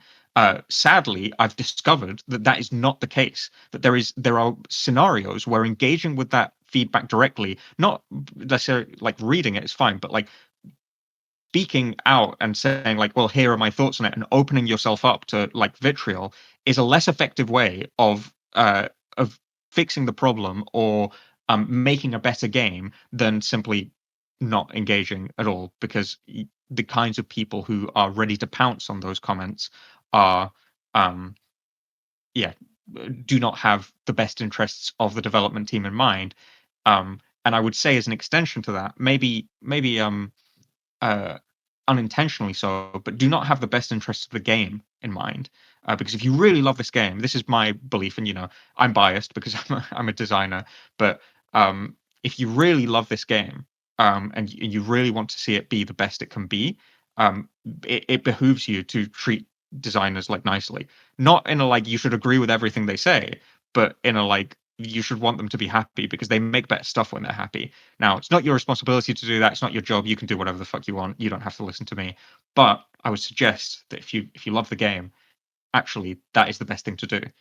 And I don't think many people are cognizant of that. Yeah, I think like people underestimate how much of an impact it is that the player base is generally very positive towards the OSRS developers, and that promotes the OSRS developers to reach out and have conversations. Like if the entire creator space in YouTube and streaming and the entire player base was very hostile to the developers, we wouldn't have I wouldn't have the chance to sit down and talk to you right now like I am now, because you would have no incentive to do that. I'd be grilling you, right? It would be awful. I think like there's a lot of very tangible benefit just from a human sense of treating people humanely, and as a result, they will give you that same concern and all that. I think like when it comes to like community perception, I just thought of this. You know, in my room right now, I have very thin curtains, and I shut off the light sometimes if I'm doing something. Like I close the curtains, and I have a cat that loves peeking out the window and looking at whatever's happening outside from the area that I shut the curtains off or close the curtains. And sometimes my cat wants to do that when the curtains are closed, and he like scrambles up on them or like tries to like push them aside with his claw, and his claw gets stuck, and he can't take it out. So I walk over to him and I help him take the claw out. And during that moment when I'm doing that, he's really angry at me. Like my cat's pissed. He's like hissing at me. He's like, "What the fuck are you doing to me? Why did you do this to me?" Um, that's the community, you know. It's my cat with with his claw stuck. Oftentimes my cat's the best. Literally never scratches me, never hisses at me, sits on my lap all day. Just the best cat ever. But in that moment, he hates me and he thinks I'm hurting him. And I think that's always like this really challenging thing to have. And it sounds kind of dehumanizing to say, but like when you were talking about the broad swath of the community, that very much is how it feels. It feels super, super toxic and vitriolic in that really small burst of time. So you're very likely to feel responsible or guilty for doing that, when overall, like the blowpipe nerf, it is healthier for the game. It is better for my cat not to be continue being stuck in the curtain. Yeah. Um, so that's my I outlook on it. can't stress Yeah, and I can't stress enough. Like, this is something that I'm never going to be able to like really imbue the how different it is, but it really is shocking because going back to what I said before about how I still remember the time before I joined Oldschool Runescape as a designer. Back then, I still thought about it as a designer because that was my aspiration. And when I when I went on Reddit and I saw a post that was like, ah, that's bullshit. It's just Reddit being cringe and whiny, whatever. Moving on. I would close the tab and I would go and do something else, and I'd be, that's it. That's the end of it. Like, it literally does not weigh on me at all. It's just old school RuneScape players being dumb, in my opinion. When you open it as a developer, there's like you said there's a feeling of responsibility. Like I can't just move on. I can't pick and choose. A lot of people I think feel that the old school RuneScape, and maybe validly so, they feel that the old school RuneScape community is fairly positive about developers, and I think overall that is true. But that is because when the old school RuneScape developers are being picked on 1 out of 20 days, um, they can just move on and forget about it. And so in their experience, it's like a 19-to-1 split of like people being nice and people being a little bit mean. But when you work on the game, you can't just move on. You have to linger. Your brain like lingers on it and wants to fix it because you care about the game, you care about players. And so there is this like disproportionate impact of like there's only so much your mind can linger on like someone going like, "Oh, I really had fun doing look at my collection log for Perilous Moons." And it's like, "Wow, it's awesome. People are enjoying my content." But like how much more can I think about that? There's nothing to really unpack. There's no problem to solve, nothing to ruminate on. Um, but when it's something bad, there is plenty to unpack. There is plenty to ruminate on. So the sort of headspace that it occupies is disproportionately larger. And I think that is just the nature of working on a game, right? That didn't happen to me before. Then I started working on the game, and all of a sudden the same posts were hitting like 3 times as hard. And so it's really like it doesn't it almost unfortunately this is the like crazy bit. It almost doesn't matter how good the moments get. What matters is how like controlled the bad moments are. Like when there have been times in my time working here where I've gone on the old school RuneScape subreddit and seen a well-reasoned post complaining about something, and it has affected me dramatically less than going online and seeing a bunch of people going, "Jagex is full of idiots. This development team doesn't know what they're doing." Blah blah blah. Even though both were effectively complaining about the same thing. But unfortunately, it's way easier to get people like typically when I go on Reddit and I say something, I actually get like a pretty positive response and people are really kind in the comments. But that's not what matters in like the psychology of it. What matters is how mean people are when they are mean to me. And that is way harder to have like a positive impact on. And that's why, for the most part, I simply choose not to throw myself into the mosh pit because there's no way to get like a positive outcome out of it for the game, not for myself even. Like selfishly, I do want a positive outcome for myself, but I'm thinking about like what's the best thing that can happen for the game? Probably me not commenting on Yeah, this. I agree. Like, And my psych minor from 10 years ago now coming to play, I always feel like it stems from a rooted issue of like being understood. I think that the something that people overlook when it comes to advocating constructive criticism is that it allows the people who are being criticized to feel understood, and that as long as that pair is like as long as that connection is there for most well-adjusted individuals on earth, that's enough to take criticism and be able to engage in a conversation that's good faith and engaging and interesting. Like you and I disagreed about a bunch of stuff, but it's fine. I think we both understand our perspectives and where we're coming from. The difference between that and like a more vitriolic post or something that's maybe feels disingenuous or bad faith or whatever, even if it's not intentionally so, is that you have this feeling, and most people have this feeling of being actively misunderstood, which gives you that need to solve that issue, to align that misunderstanding, which is what promotes people to engage with hateful, misunderstanding driven comments, more so than just the positive ones. And what puts them in the position to need to linger on those comments more, because that's a misalignment between how you perceive yourself and how the others are perceiving you, or how that individual is perceiving you, which is, in my opinion, the biggest like psychological issue that people face. Honestly, is that lack of alignment between the way you look at yourself and the way other people look at you. And needing to align that constantly every day is very challenging. And to even relate to that further, having now a YouTube channel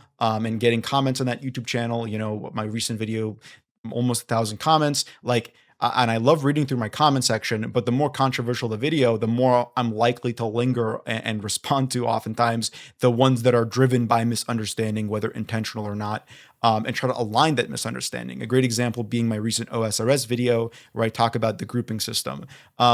Whether people agree or not, don't agree that there should be a grouping system in the game, the one thing I go out of my way to clarify in that video is that the grouping system that I'm advocating for is one where players are the ones curating their party. They have agency with who they choose, how they invite. It is not a randomized system that pairs you with completely random people you have no ability to choose, pick, or speak to.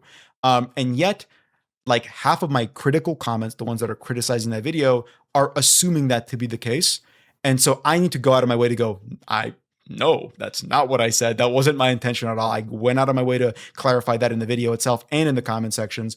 And that misalignment is the one I dwell on. It's like, what did I fuck up in my communication in that video that makes like half of the critical comments on that video assume that that's what I'm trying to put into the game when I actively said the opposite? That's my psychology rant about that. Yeah. No, that's a really interesting framework you've given me to like understand it. Like the misalignment of understanding being the like primary driver and like what makes me feel so uncomfortable. Because reflecting on like the times where that's happened, um, then yeah, I can totally like I can totally see like that being sort of the core issue is that like desperately I want to because you have to like I'm gonna get a bit like I just want to I'm going to say something a bit weird. I'm going to go on a bit of a weird rant, Mhm. and I should clarify before I say so that for just because I think it's interesting that I'm not a religious person, but this is probably like the closest to a spiritual experience I've ever had. So when because I sometimes I think about like how different I might have been as a developer if Varlamore and Perilous Moons had been received differently to the way that they were, because what what I experienced on day one of the release of the first piece of content I'd ever had the opportunity to share with a broad amount of players was people loving and celebrating the thing that I'd created. And I I swear to God, it's the closest thing to like a holy experience that I've ever had.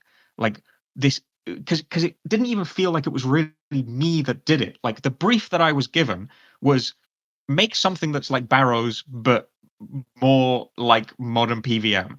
Originally in the brief, I was told to make one demi boss, like one demi boss, not three bosses, one demi boss, and a couple of skilling activities. And I made all this stuff because I was like, no, I'm looking at Barrows, and Barrows is defined by the fact that it is multiple bosses, and Barrows is defined by the fact that you can see other people doing the same thing while you're moving around. And Barrows is defined by the fact that you do things in between killing the bosses and getting the loot, which is the skilling in this case. So they're not identical, but there's like iterations. So in a way, I felt like, and also I'm like constrained by the weird tooling of old school RuneScape. Like I have to like make do with the tools that RuneScript is giving me and the tools that my map editing tools are providing me with.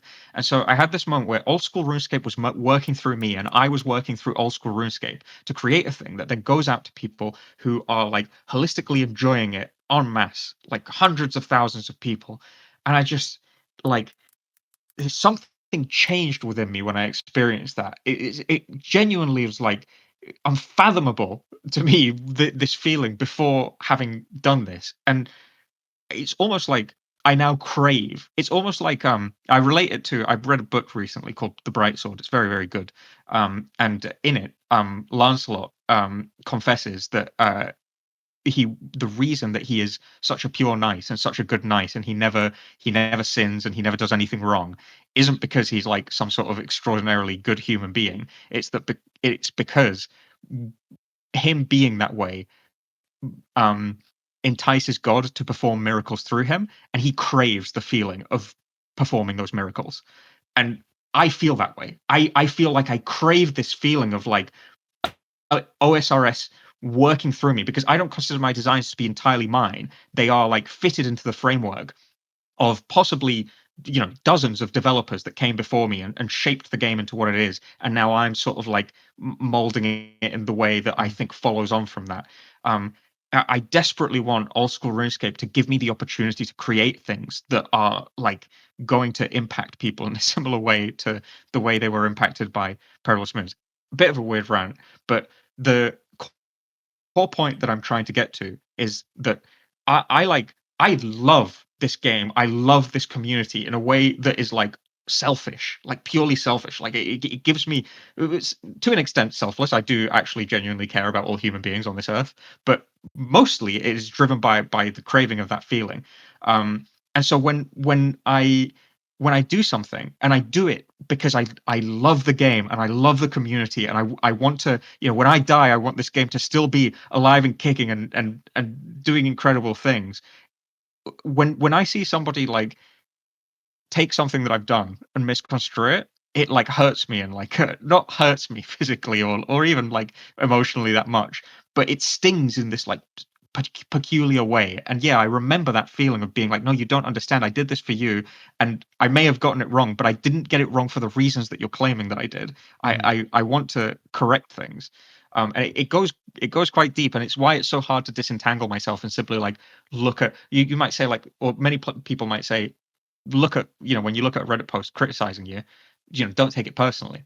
But it's like, how can it not be when I care this deeply about this thing, when I have this like the closest thing I'm ever going to experience to a religious experience, it comes through Oldschool Runescape. It's a bizarre sentence to say, but how can I not care when this is my reality? That's Fran, it's my friend. that's Over. kind of like the positive and negative of having a career that's tied so inextricably to your own like creativity, your own potential, not just as like someone like pencil pushing at an office, but someone who is like actively imbuing something of yourself, whatever you consider that, spiritual or not, in everything that you create for the game, because you're so passionate about it. And on top of that, you also have the direct access to the responses for that. So you have this like really healthy, maybe unhealthy reliance on um, that response, because that not only gives reason to be passionate, but it also gives you validation and a reason, not a reason, but a validation of that initial passion at all. That gives you like, yeah, I am not only passionate, I am also like capable of adding on to that history that I am passionate about, because I'm so passionate and because I'm so talented about that. And I definitely understand that. I definitely understand and relate to that. I think that's a very new experience for me, just as a creator. Obviously, very different choice of. For me, it's a hobby, but for you, it's your career. It's a very different thing, but it also still has creativity involved in like my script writing, my editing, and all that. And like Mhm. seeing my fourth video ever blow up like beyond all reasonable, 500,000 views, like a crazy, crazy explosion in that, and seeing the positive response to that very similarly has me, striving to achieve that very same thing over and over again every single video. And YouTube does this thing where you can look at your last 10 videos, and they kind of like aggregate them and then rank them between 1 and 10. Like, so if you release a video, you can look how it ranks to your past 10 videos in its performance within the time that it's been out. So if a video's been out for 20 hours, it compares where the past 10 videos have been at that very same time, 20 hours in, to the video you just released. And it's a way to kind of gauge like, how is it performing? Like, how are people sticking with it? How are people enjoying it? And that's always something that is like in the back of my head. And that's just a hobby for me. So imagine if it's a career, right? Like that, not only is that an investment fiscally, not only is that an investment like psychologically, because it's so fiscal, but it's on top of that still the pre-existing like artistic and passionate, express point of expression, right? That it is. So Yeah. so it's definitely a very intense experience, especially for Jagex, where they're so connected to their community and constantly, get that feedback. For a Blizzard developer, I'm sure there's so many of them that look at the response to the work they've done, but it's not as immediate.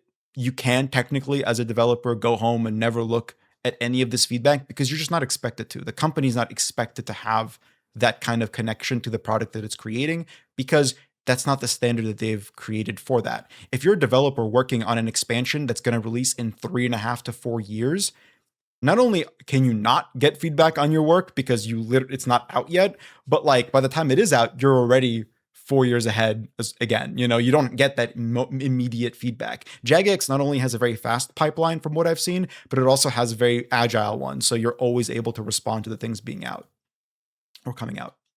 Yeah, I think that is we discussed maybe talking about what the reason for the success of Oldschool Runescape was, and there's a lot of reasons that people give, and they're all valid. I think one that gets emphasized both internally and externally is like the player driven thing. I do believe that it's a really important part of what we do, particularly from the angle of how much we as developers care about the community, because most of us were a part of that community or still are.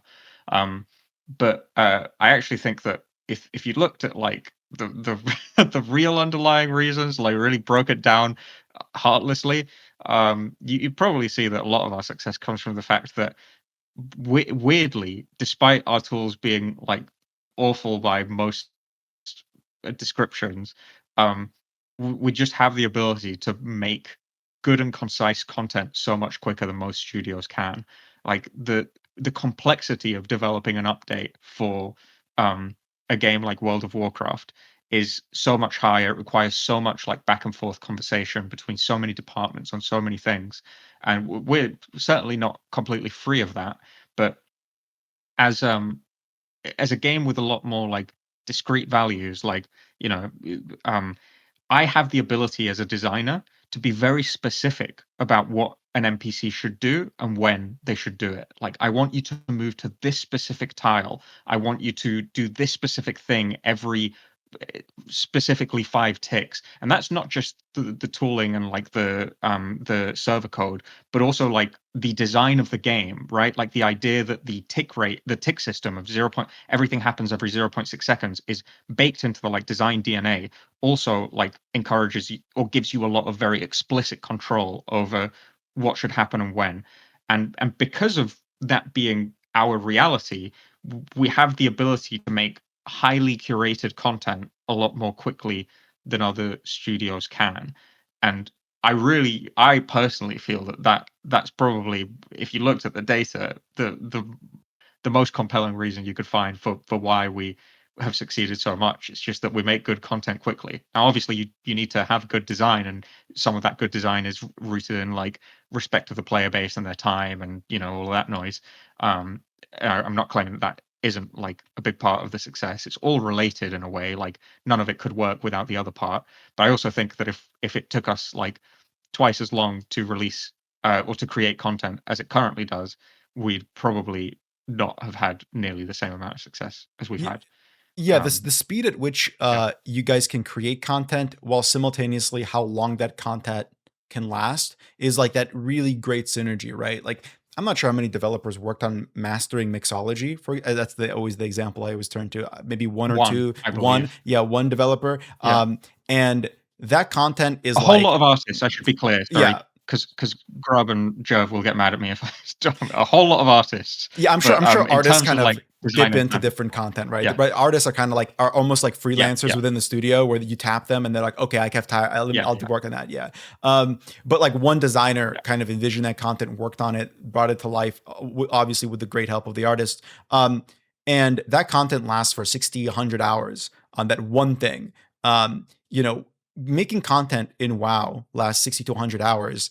That's a raid tier, like that's an entire raid tier. yeah. That is the work of 200 developers, maybe a little bit, maybe 150 developers, maybe even more artists. There are so many people working on that. There are so many different not studios, so many different units within each studio jumping in and working through it. And that's not counting those that are, there for QA and all this kind of stuff. And that simultaneously is brought to a head with just how much content they need to be releasing, as well as how little it ends up lasting. And then on top of all of that, you also have the inability to be agile as a studio like Jagex. I mean, I recently was watching a bunch of interviews with the WoW team, the creative director of the game, and how he was saying that actually now there are like 8 creative directors, all heads of different parts of the game, and there's a creative director for art, and there's a creative director of engineering, and I'm like, bro, like like if you're a designer and you're tasked with developing a quest, how many like people does that need to pass through before it's even added to the game, and how much of that is even that important? and that like bureaucracy Yeah, that gets can I just established. say, Yeah. I was just going to say that there is, so the way I would refer to this is like, this is distance, what I call distance from the product. So the further away you are from the product, the harder it is for you to make good things. It's not impossible. It doesn't mean you can't. It just means the likelihood that you'll do it goes down. Everything, people are often very uncomfortable with this idea, but everything in life is probabilistic. There's no 100%. You can get it close, but you can't get it all the way there. And the way that you increase the fidelity of design is by reducing the distance between the person making the thing and the thing, and or the purpose the thing is supposed to be serving. So that's why a lot of our developers are like players also, or used to be, because like for example, I open the game a lot less by virtue of having to play it 24, or not 24/7, but 9 to 5, when I'm playtesting my own content. Um but yeah, so having reduced distance, so we as Jagex reduce that distance. I'm sure Blizzard do as well. Their designers probably play the game also, and so that helps us close the gap between the product and the game. But then there is like, okay, at Blizzard they have like an engineering team and a design team. We do too, but my understanding is that the tools that designers have to make new things at Blizzard are a lot more constrained. Like they have to talk to the engineering team to say like, "Hey, we would like to do this thing that is new and sort of hasn't really been done before." And they go, "Okay, right, we'll find a way to do that." And so an engineer gets given like the task of like, "Okay, here's a brief that the designer's given you. They've written up some words. This is what you need to do." And they maybe have like a conversation one to one if in an ideal scenario, but um each step increases the risk of a disconnect between like the ideal design intent and or the ideal purpose of like the product and uh the thing that you actually deliver. And at Old School RuneScape, designers almost 100% of the time work independently of the engineering team. We often request very, very specific things. Like, for example, just to like give an idea of how specific it is I don't say like, oh, I'd like a boss that could do this mechanic. I might say something like, hey, I'd like a command that can find all of the players in a line. And that is like that's such a specific brief that it's almost impossible to fuck up. Like I want to define 2 points, and I want every player on that line to be like added to a list that I can iterate through. And so, but for the rest of it, like every single behavior that we program into a monster is like directly touched by us. And so we have such fine control. There's so little distance in between the thing that we deliver and ourselves that it makes it like way easier to consistently achieve good results. Now, Blizzard also achieve good results, but it probably takes them way longer because in order to mitigate the like percentage losses they have of having those disconnects, they need to have more meetings, more conversations, more one-to-ones, more like briefings, more back and forth, more work that gets sent back. And yeah, we generally don't have as much of that. So that is like to me, from this is talking about like game design on a more holistic level. Forget MMOs. This is part of the reason that indies have been popping off the way that they have. Is that ultimately good good games typically come from or good game content, because not all games are like monolithic. Good game content comes from having as few barriers in between the person who uh, wants to make the thing and the thing that they make, in addition to the person who wants to make the thing making the right thing, right? First, I need to identify what the players want, then I need to want to make it. But if in addition to that, I have to jump through a bunch of other hoops about like how I'm actually going to create this thing, that bloats the chance of it going wrong. Yeah. So I think basically, weirdly, RuneScript in all of its idiocy, by giving us the flexibility to do basically whatever the hell we want, as designers, has like is 20 years later, we have discovered that actually this was a genius idea. I when I joined the company, I believed that RuneScript was one of the worst things ever created, and nowadays I find myself thinking it might be the secret ingredient that made old school RuneScape as good as it is. That's very interesting. That's a very interesting insight, honestly. Something that this is somewhat related. Something that is very interesting to also to for me to look at. Just I was looking at the history of the game the other day when I was doing some research, and uh, the the kind of process through which the original RuneScape from 2001 to 2004 to 2007, that original growth process is very similar to the one that occurred between 2013 and today. Very small amount of developers tasked with doing something that they didn't have the tools to really do in 2013, right? Like I believe it was Mod Ash in his Q&A said that the 4 or 5 developers that were tasked with the game at that time didn't have the creation kit, right? They couldn't tap into creating assets. They had to reuse them. That's what happened with Nightmare Zone. Um, and they had to reuse existing assets and repurpose them, I should say, with the Nightmare Zone and all that kind of stuff. It was only with Zaya, what was once Zaya, and Zulrah did these things start to slightly change. And they got access to these toolkits, and they expanded their team when the game started growing. And it's a very similar one-to-one. Now, here's hoping it doesn't the same kinds of issues don't crop up again. But that's the benefit of having hindsight and stuff. But it's interesting how the success story of OSRS, the back end of it, the engine of it, the developers working on it, it all kind of came to a head in 2012, 2013, and then had to revert back to its most foundational, passion of developers, of their understanding of the toolkit that they have, and then starting that growth anew, right? Because old school RuneScape was almost dead in 2014. It was only when it went free to play and Zulrah did things really start looking up again. So I don't know, that may be somewhat relevant, but it's very interesting for me to kind of track that very similar kind of growth in development process. Yeah, and to be clear, this is actually something I wish we could talk about more candidly with the community. It's just that there's never really a reason to bring it up. Like, it would just, if we made a blog post about it, people would go like, "Where the fuck did this come from?" But um, that is the reason why uh, the argument like, "Oh, Jagex have fuck tons of money. Why don't they just hire more developers?" If it's, when something gets delayed or when content isn't coming out as quickly as people might like it to, or we complain that we need, more time, or that we can't fix as many things as we'd like to. Like, a lot of that's where it comes from a lot. It's like a bunch of stuff in the game. People say like, "Oh, this needs fixing," and then we don't do it for a while because we don't have the resources. And they're like, "Well, Jagex is clearly making a lot of money. Why don't they hire more people?" This is, I'm no, I'm a socialist through and through. So I'm in no way inclined to defend large companies, but this is a place where I think Jagex is actually making a totally reasonable decision to not grow the team more than it currently is, because I think it is, as you said, it is the fact that we are a small team that that we can have so much proximity to the content that is being released, and so few hoops to jump through, that is part of OSRS's success. And I think there's a very real risk if you start like adding too many people into the mix. Not that, I'm sure there are brilliant designers out there that could make a huge difference to this game.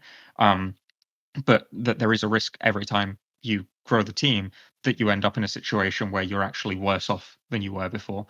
Um, so yeah, I think this is like a point again, something I'd love to like be able to say to the community more often, but it's just like never a good time to say like, actually, we probably shouldn't be hiring more people.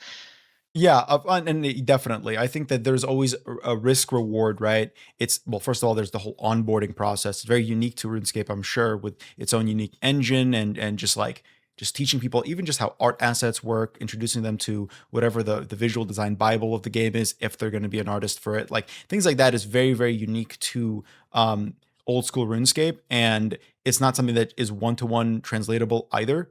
Ironically, very similar to the mechanics of the game.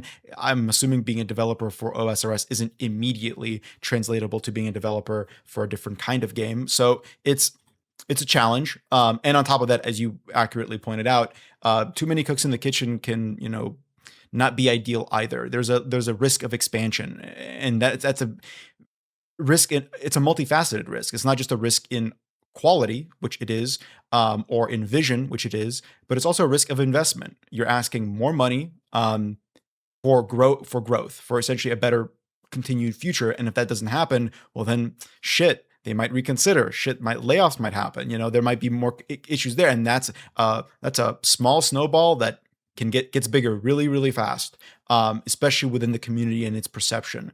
It's a very very fine line to balance, or a tightrope to walk, both from the developers side of things, but even from like the upper, the executive side of things. I think that while I'm not I'm not here always trying to defend executives and those who run companies or whatever, but it's sometimes it's very easy to kind of like assume they know nothing. Um, I would bet that most people that are invested in major part in Jagex and OSRS understand some of the harsh limits of this of the game's you know structure, right? I'm assuming, and I could be way off here, but most of the people today that are like sitting on the board, right? Like the shadowy, cabal that no one ever sees the faces of, right? They're not going to be like, yeah, let's go ahead and do a Fortnite crossover, add some cash shop pay to win stuff, and call it a day, monetize. Perfect. I'm assuming that's no longer a constant conversation happening, even in those environments, because people, not only are you aware of the kind of thing you're investing in and its history, that's kind of one of the parts of investing in something, but also like look at player responses. Like that's part of that awareness. So I think players need to also have maybe some more perspective on that of like, okay, well, we're not really at risk of hyper monetization, but we could be at risk of hyper growth, hyper expansion. And is that already something that we've been seeing come to a head with things like Project Xanaris, right? That was a big investment. Didn't necessarily go to a lot of places. We'll see how it plays out now that team has been integrated into Jagex and stuff. So like that's an example of like a big investment. It didn't immediately lead somewhere for X, Y, and Z reason. So now it's like, okay, now we got to prove it in a different way. Now we got to prove growth in a different way. And obviously this Yeah. year has been really good for OSRS. Yeah, so yeah, I think that is like one of the main risks I see is like I actually think old school RuneScape is in a sort of unique position where too much content is bad. Yeah. Like, people have a lot of people play the game with the goal of progressing, but if the goal is being moved further and further away quicker than you can actually keep up with it, then that can be a bad thing. And if you hire more people to fix things, once you're out of things to fix, you've got to do something with them. You can't just fire them. That's not how it works. And you can't outsource. You can't like go like, oh well, we'll hire some outsourced programmers to do it. It's like it's RuneScript. It would take them 6 months to learn to interact with our code base, and then they'd be making changes for a month while they fix a bunch of stuff. It just wouldn't work that way.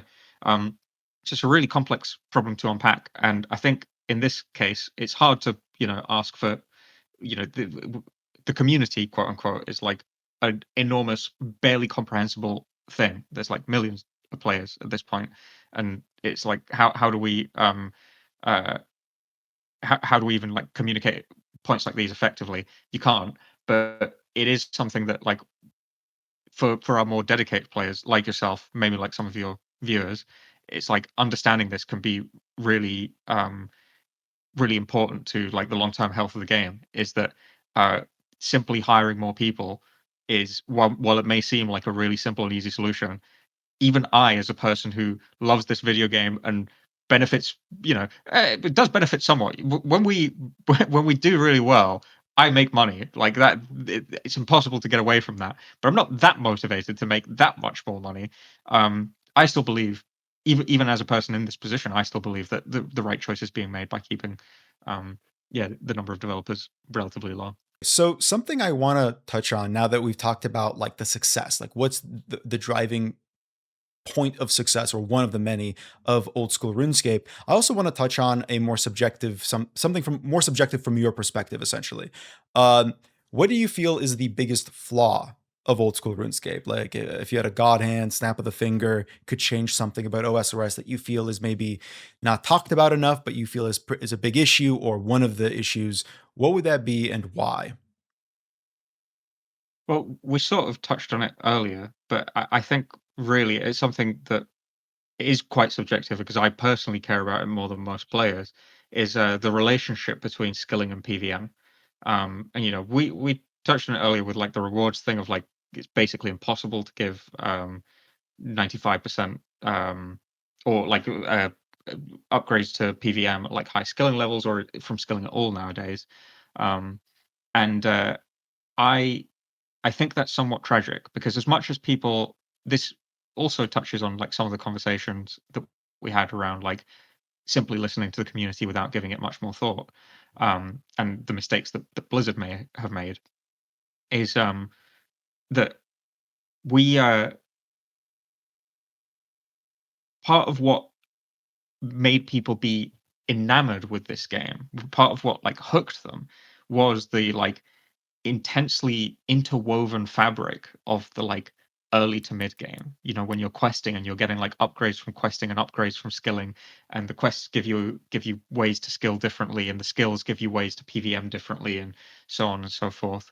Um, I think like that's such a valuable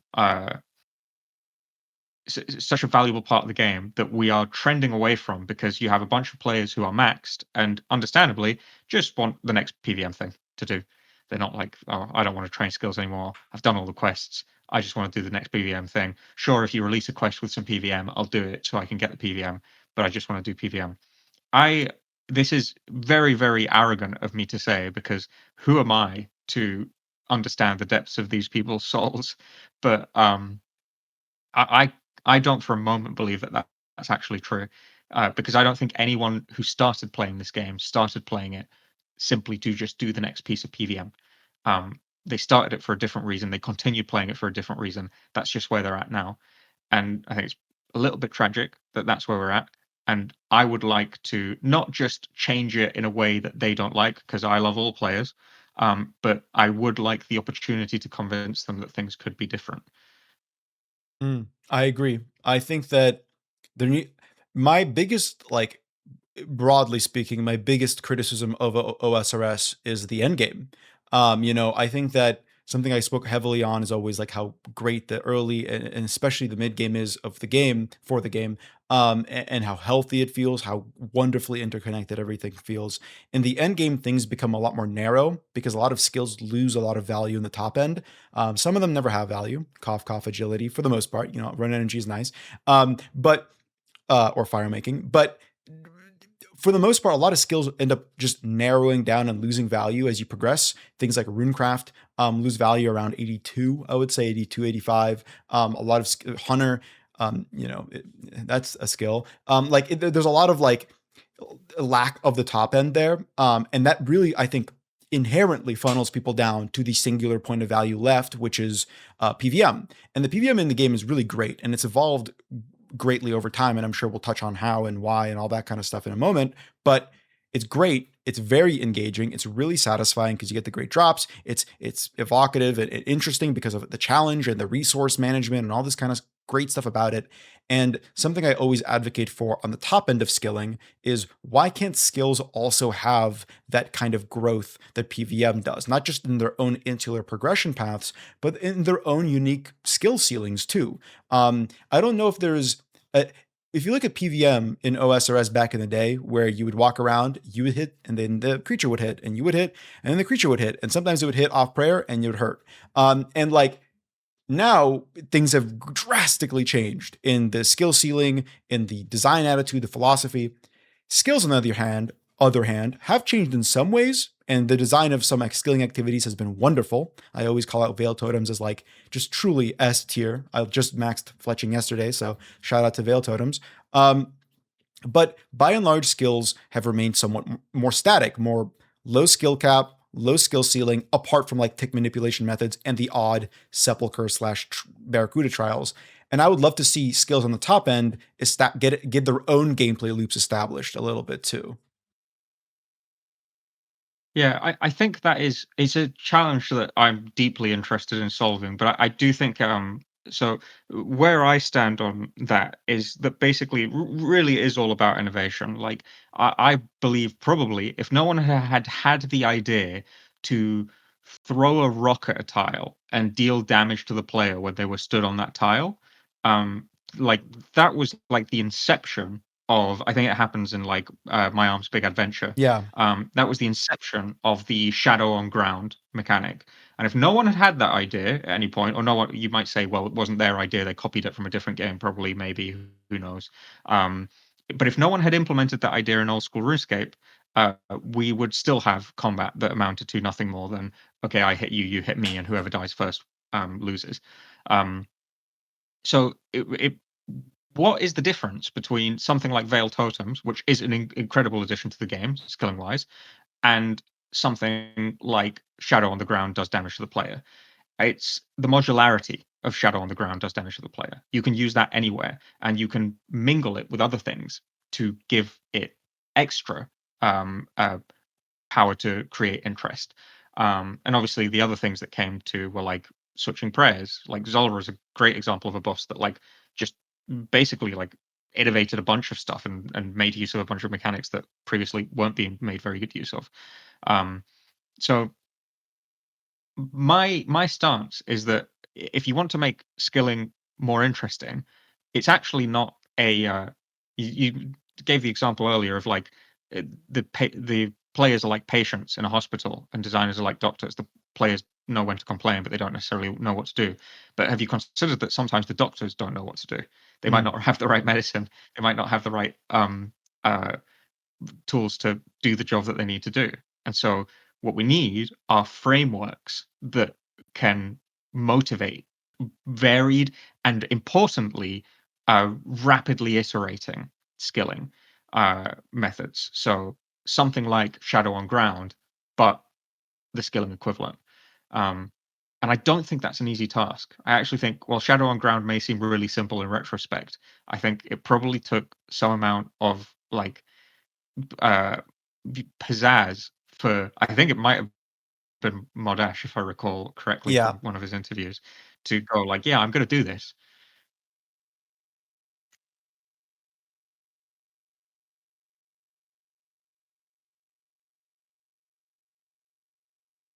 Sorry, I didn't I thought you were gonna say No, something, no, so no, no, I no. I So I paused. thought you were I thought you were going to continue. No, no, it's okay. I was just agreeing with you. I think it was. I believe Modash did the My Arms Big Adventure and the sequel to that quest. I think he's responsible for the troll quest. Yeah. Yeah. Yeah, Uh, so, I've made some efforts to address this, with, I've had limited opportunities to because I whinge about this a little bit, but I can't really complain because I really do feel like I've been quite, uh, lucky in the opportunities I've been given. But as I've just stated, my profoundest desire is to integrate skilling better into PVM, and that means integrating it better into the end game. And but I made Perilous Moons, and they were like, "Oh, okay, this guy can make bosses. Maybe we should have him make more bosses." So they put me on, well, Gothic Sleeps, and I made the quest bosses for that. I'm still a bit disappointed with what I did for the final boss for that quest, but it's besides the point. I did really like the Sirach. Suruk Magus Yeah, I thing, love that but fight. yeah, yeah, that was really pulling on my like love of like cheesy D&D, where it's like just wacky and bizarre and a little bit more old school RuneScape than some of our modern PVM. Um, but yeah, I did Tormented Demons, and then they were like, "Okay, that went well. Maybe we've got this Raging Echoes thing. Maybe you can make some bosses for this." And I was like, "Okay." Which ones did And you work then on for Raging we did. Echoes? I did the Crystal Hunlif, Cool. and shit. What was the other one? There Oh, was I can't remember. KBD, I really Calcite Queen, Leagues was Gorgas such a Guardians. blitz for Oh, me. okay. Um, but I did basically I touched on a lot of them. So I did a little bit for Grotesque Guardians, and I did a little bit for the Dagonoth Kings as well. I pitched the idea of like prayer volleyball was how it was pitched. It's like, okay, one of them holds the ball, and then that's the one you have to hit, and then the rest pray triple prayers, and they throw the ball to each other when you do enough damage, and Mm. that means that that's a very basic idea. Like the fact that the fight is as fun as it is, all credit goes to Mod Halo. Um, but yeah, like that's the extent to which I was involved in a lot of those things. And that went well. So they were like, okay, maybe Yammer. And again, my involvement in that was limited. Like I wasn't on the entire thing. I gave a lot of input design wise, but a lot of what I did for that one was the skilling. I also had like some of the ideas. Of like one thing that I care a lot about in fights that I insist on is I really want the player to have to make use of the space. If they're stood in one place, I'm disappointed. If they are running constantly between two or three tiles, I'm disappointed. I want them to use the space. Um, so the glyphs being like a core part of the fight that requires you to move around a little bit was like a thing that's just. But there's a lot of I don't want to get too specific because then it sounds like I'm like, oh yeah, I was the guy that did this. In reality, it's like a very collaborative process. So I'm not responsible for any one individual thing, um, but I was involved in that. Um, and now I'm involved in even more bossing, most of which I don't think I can talk about, but yeah, just more bosses all the time. But I have been pretty clear that in fact, no, I think what I can talk about is that I am going to be working on we have announced Blood Moon Rises, and I am going to be working on the bosses for Blood Moon Rises. Cool. Um and yeah, I have I've been given all of these wonderful opportunities, and I'm very, very grateful for them. But I have also been going, guys, I really like skilling, and I'd really like to take a crack at some skilling. And I managed to squeeze it in. I got in a little bit of trouble for doing it with Yammer, with the Oathplate smithing and the Infernal Shale mining, where I was given the task to make something, and I probably did more than was absolutely needed for the brief, because I really wanted to like flex those like muscles and go like the whole um HP bars being used for I'm getting back to the original point we were talking about, such a long tangent. um the uh the HP bars being used for like gamifying skilling. It's like, okay, you have this bar that fills up and then it goes down, and then you have this bar where you have to like click it until it goes down and then stop and then it goes back up. All of this is kind of weird, it's not like intuitive. But I do think there's something fundamentally old school about those like floating HP bars. A lot of people complain about Giants Foundry, even though I think Giants Foundry is actually quite good. It has some things gone wrong, but I do think like there's a lot that it does right. Um, People complain about the interface, like it's all interface driven, and I do actually like I hate interfaces. I think they're necessary, but I think wherever you can avoid using an interface, it's a massive win. When you're interacting with like the game environment, it feels a lot better. Mhm. Um, and so, but for some reason, HP bars get a pass because they're different and they're old school, and they're not bespokely made. Uh, so establishing like, okay, what if we have interactions that are defined by HP bars, and HP bars are ground shadows, and the way that you interact with these HP bars is where variety. That's the thing that inspires variety and simple skilling. Because while Veil Totems and other like large scale skilling activities that we've done are very cool, they're like much more um well defined, like closed circle skilling activities. Like Veil Totems is Veil Totems, and you can't really repurpose it for a different place in the world. But I do feel like you could take Oathplate smithing and put it somewhere else for a different purpose, and it would still stand on its own two legs. And you could introduce variety by having different patterns and stuff like that. So that was the goal there.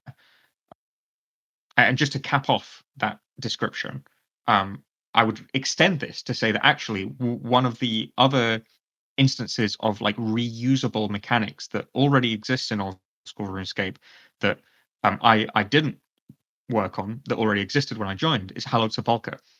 I could imagine you taking effectively the mechanics of Hallowed Sepulchre and putting them in a different place in the world and them still working.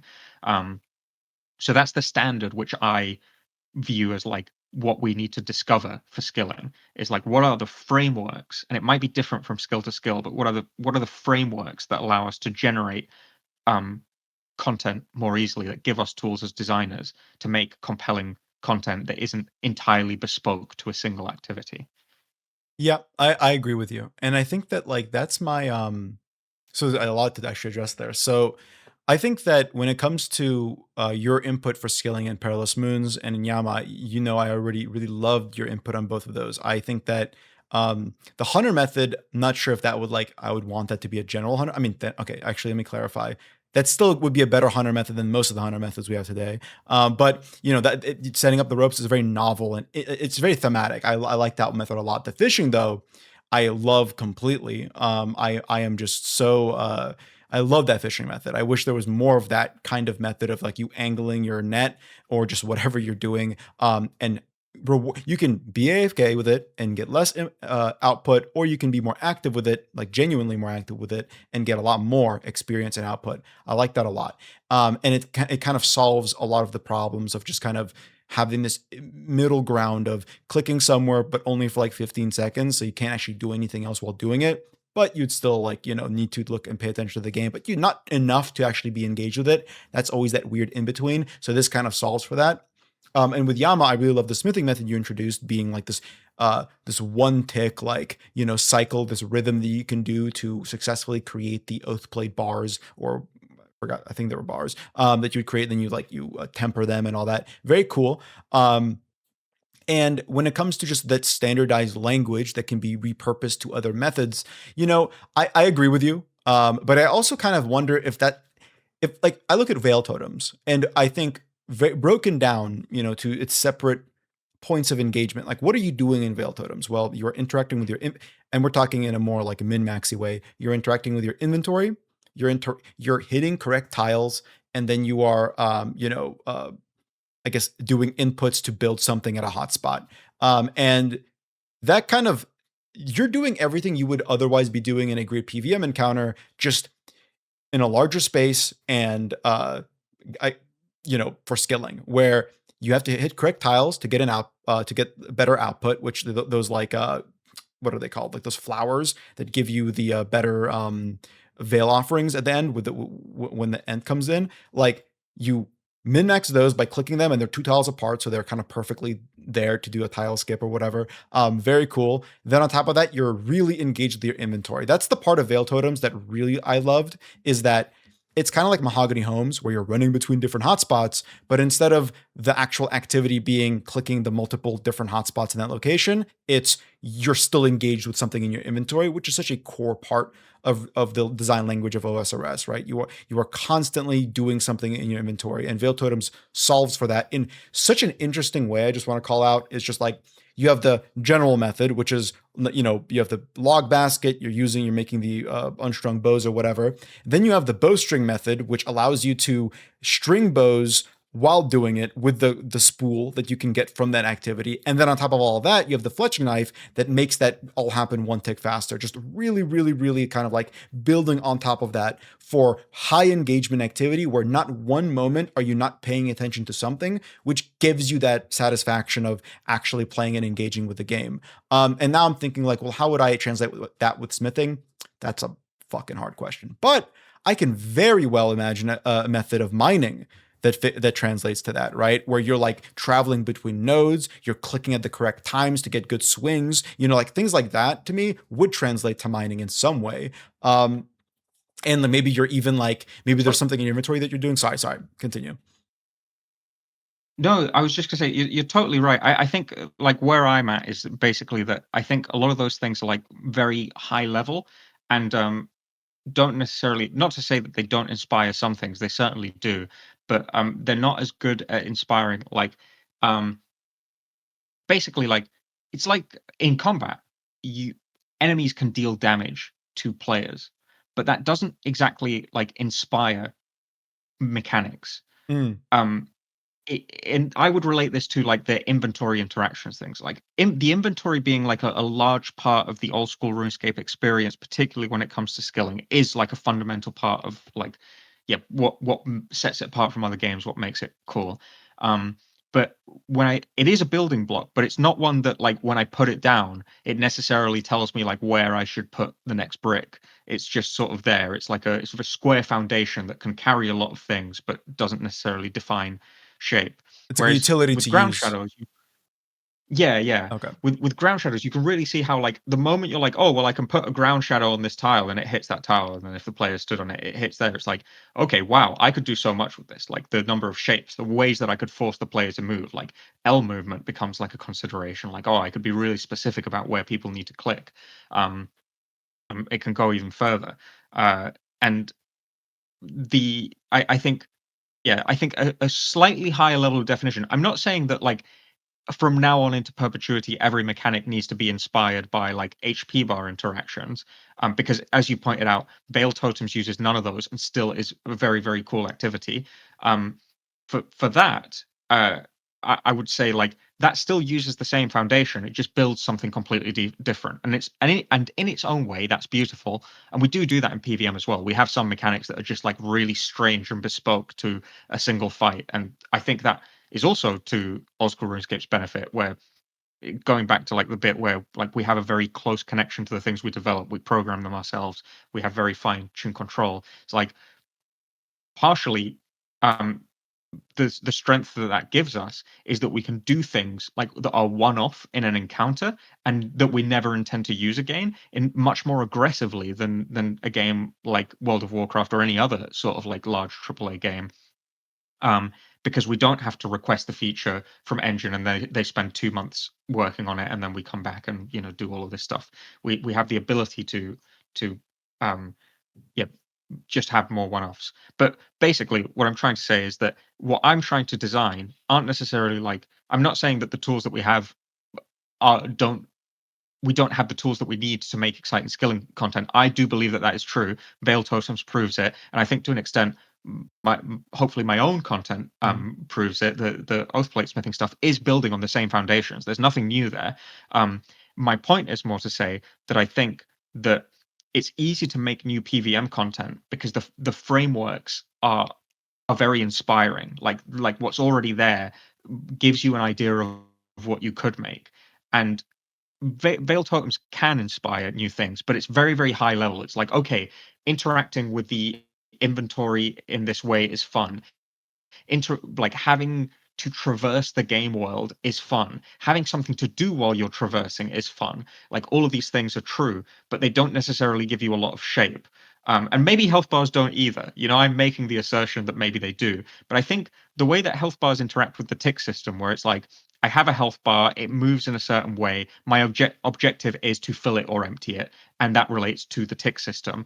Ties into like hopefully inspires people to think like how can I get this HP bar to move in a different way? When should the player be clicking to get the outcome that they want out of the HP bar? Like an example is like for a wood cutting activity, maybe rather than clicking constantly to chop, you're watching an HP bar fill as your character pulls the axe back, and then if you click on it at the moment where the axe is pulled all the way back, then you get like a power swing, and if you wait then it swings automatically but it takes a couple more cycles or a couple more ticks.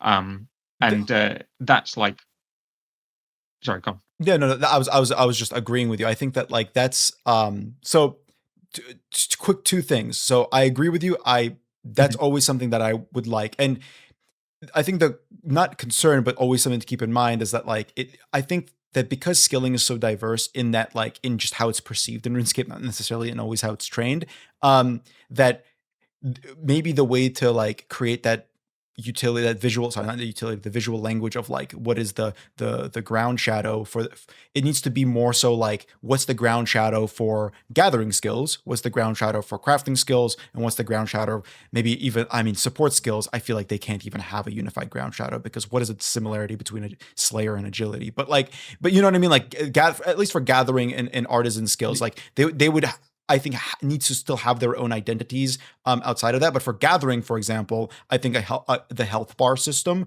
does make sense a lot.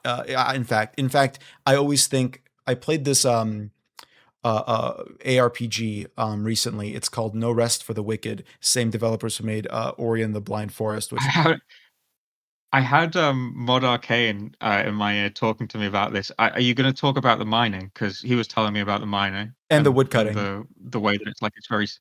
Is it the wood cutting as well? Yeah, he didn't tell me Yeah. about that, but he basically said like, yeah, it's really satisfying even though it's really simple. Yes, and I'm like, it's satisfying in the way that I think could one to one translate like 100% to OSRS, where essentially all you're doing is that you are clicking on the node, and then you're just timing the second click when your pickaxe connects with it, and then you have it's like different tiers. You can have like a like a decent one where it's like you do a little bit of damage. You have a good one where you do more damage, and then you have a really good one where you have a lot more. You can just almost deplete the node in a single swing depending on the pickaxe you're using. So it's like or axe that you're using. It's very simple, but that alone made me more excited and more interested in gathering because the game has a lot of gathering requirements.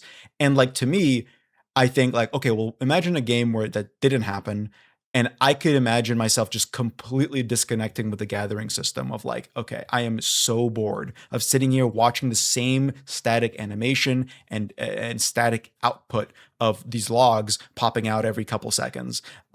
For OSRS, there's the balancing issue of like, what does it mean to get a critical swing versus a not critical swing? Is it just an XP drop? Do you get more logs? Like, what does that look like? But beyond that, I think that's the kind of stuff that should be innovated on and does so very well. And that could honestly, like, I don't even know if you need a health bar for that. Like that could just be something that's visual. That can be just a visual indicator the way you do that, and maybe that requires some Yeah. player driven feedback or complaints about me. Oh, well, maybe you have to change the pickaxe animation. That's so You unique to RuneScape. But yeah, c- can I give you my controversial opinion on that real quick? go off. I think Runelite will just make a plugin that does it in Yeah, some way, so I'd rather have control over it myself. no, I that's Is that, basically that where I'm that's at. We could do both. totally valid.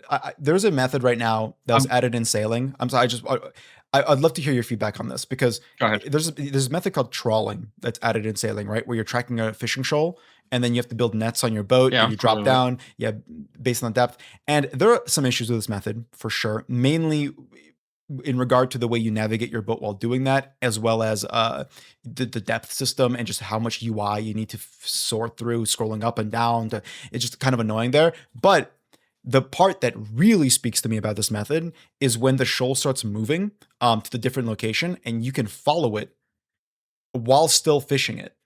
And there's this really cool, like, duality of mechanics where you're navigating the boat while still getting the XP drops for doing it well and keeping your eye on the shoal and stuff. And I'm sure there's going to be a RuneLight plugin that tells you where the shoal's going and the path it's going to take. But I'm like, all this method needs to be really cool is just a little bit of visual indicators in game itself without a UI plugin or RuneLight plugin to solve it for you of the direction, maybe a current that the shoal is using. And then you just follow it. And there's something really satisfying about managing your boat movement and your depth of the net and the way the net operates.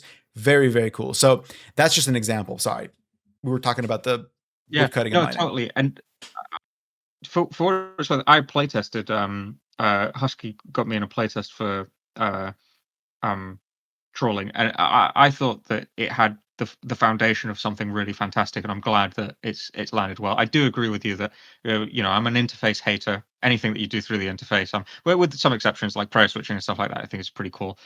But most things that you do through the interface, I think, would be better done if they were done in the physical space of the world. If you had like some facility that you needed to like click, like the problem is the space on the boat is limited. But if you had like three separate locations that you could click on, and one was for lowering and one was for raising, and you could reach them all from the same tile, similar to mastering mixology with the three like levers. Or you could That just would right click constitute or an just right click improvement. the But the net, right? technical You could just right click the net, click lower, people raise. hate right clicking, and Okay. moreover, it's way worse for mobile. Oh, true, And we true, do true. want to be considerate of mobile players where we That's can. very true. Um, but yeah, so so yeah, I totally like I totally get the appeal. I also think there's like something about most people I think nowadays play with other fucking entity hider on, which fair enough, performance and all of that stuff. But there was something really cool about just hanging out and like watching everyone chase after the shoals. It was just Mm. something communal about it that I think taps into um well, the thing that people like about MMOs. Um, but yeah, to speak to the point that you made earlier about maybe gathering and production skills have like different languages, 100%, and maybe even different skills have different languages, um, because I think there is like a fun smithing and crafting probably look quite different into, well, crafting's poorly defined. Maybe I should pick a different one, but smithing and fletching might have quite different languages, but we might be able to create frameworks that inspire within them the possibility for expansion. Um, but yeah, I totally like the whole small things can make a big difference with like power swings. If we made power swings a thing in just gathering skills in general, I think that's great language, because then we can figure out what does a power swing on this tree look like. Like maybe it's slightly different than this other tree, and then that becomes like where the creativity emerges. And we give, because right now, if you I think if you took woodcutting to the average old school RuneScape designer. When I say average, I mean like just anybody at random, not necessarily like by. I think you could take it to a really really senior person. You said like, oh, I need a new tree. They'd be like, what? Do you mean a new model for a tree? Because Yeah. the assumption is the way that you chop trees is exactly the fucking same across the entire game. Um, Whereas if we start creating like, okay, well, oaks have like this sweet spot and yews have this sweet spot, and all of a sudden you go to a designer who knows that and you say, I need a new tree, and they go like, oh, okay, I guess I need to come up with a new sweet spot. And that's the kind of way that you impact the holistic design of the game, as opposed to just like making good content, which I hope I've done up until now. But my ambition, which I'm being cautious of, I'm still fairly new to the team and I don't want to run before I can walk. But my ambition is to have a more sort of like broad impact on skilling with some of these changes. I just want to touch as well on the topic of production skills and um, how like you were talking there about the intermingling of like boat movement with the like system where you have to like raise and lower the nets, which is obviously really cool. And I can give some insight into actually something that didn't come about for Yammer, because it was just too expensive for really what it needed to be.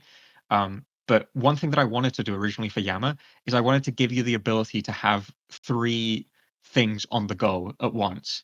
Um, so the idea would be like, how you put the stuff in the furnace to melt it down, and then you take it out and you Mhm. cool it, and then once you have enough of them, you blah blah blah. The idea was that you would be able to have there would be three furnaces, and you would be able to have it would take longer to melt the stuff, but you would be able to melt one thing while you were hammering another thing, and you'd have like multiple irons in the fire, and maybe in between the smithing steps where you're like hammering, you'd like finish that hammering portion and you need to put it back in the furnace to cook up for a little bit so that you can take it back out and finish the next stage of smithing.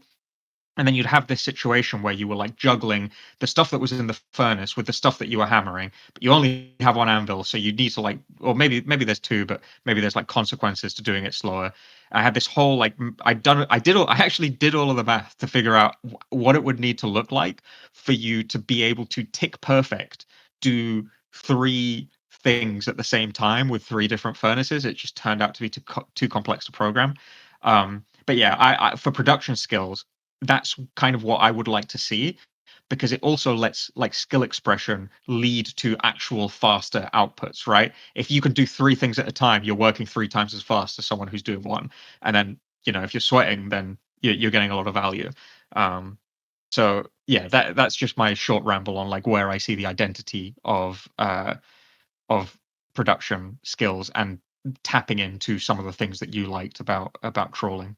Yeah, I agree with you. I think that that management aspect of it is untapped potential. I think that while mastering mixology is a very simple game and a lot of people don't like it, or like skilling activity, and a lot of people don't like it. I think the part that I like the most about mastering mixology is the way you interact with all the different tables and how they do different things, and how each table has a unique tick perfect mechanic associated with it to create X, Y, and Z thing. And I can imagine that in some way translating to other artisan skills. It obviously depends on what you're doing and how you're doing it and all that kind of stuff. But at least for smithing, I always support less output, in that like less, you don't have to smith 5,000 X, Y, and Z scimitars to get a smithing level, you should just be able to do like 20 of them, but like what you do with them is what matters. Like like the process of creating them is Yeah. more. And that's the part that I don't know how you possibly balance that with the way we do our resources in OSRS, but like that would be my dream, right? Of you being able to put like 50 bars of something into an item and get a big XP drop from doing it well. Was it you that I talked to about Kingdom Come 2, the game? I don't think we did. No. There's a wonderful RPG called Kingdom Come Deliverance 2. It's an awesome one. It's Yeah, a yeah, yeah, I know it. wonderful game. And there's a lot of life skilling in that game. And while it's a very different game to old school RuneScape, it's more of a sim.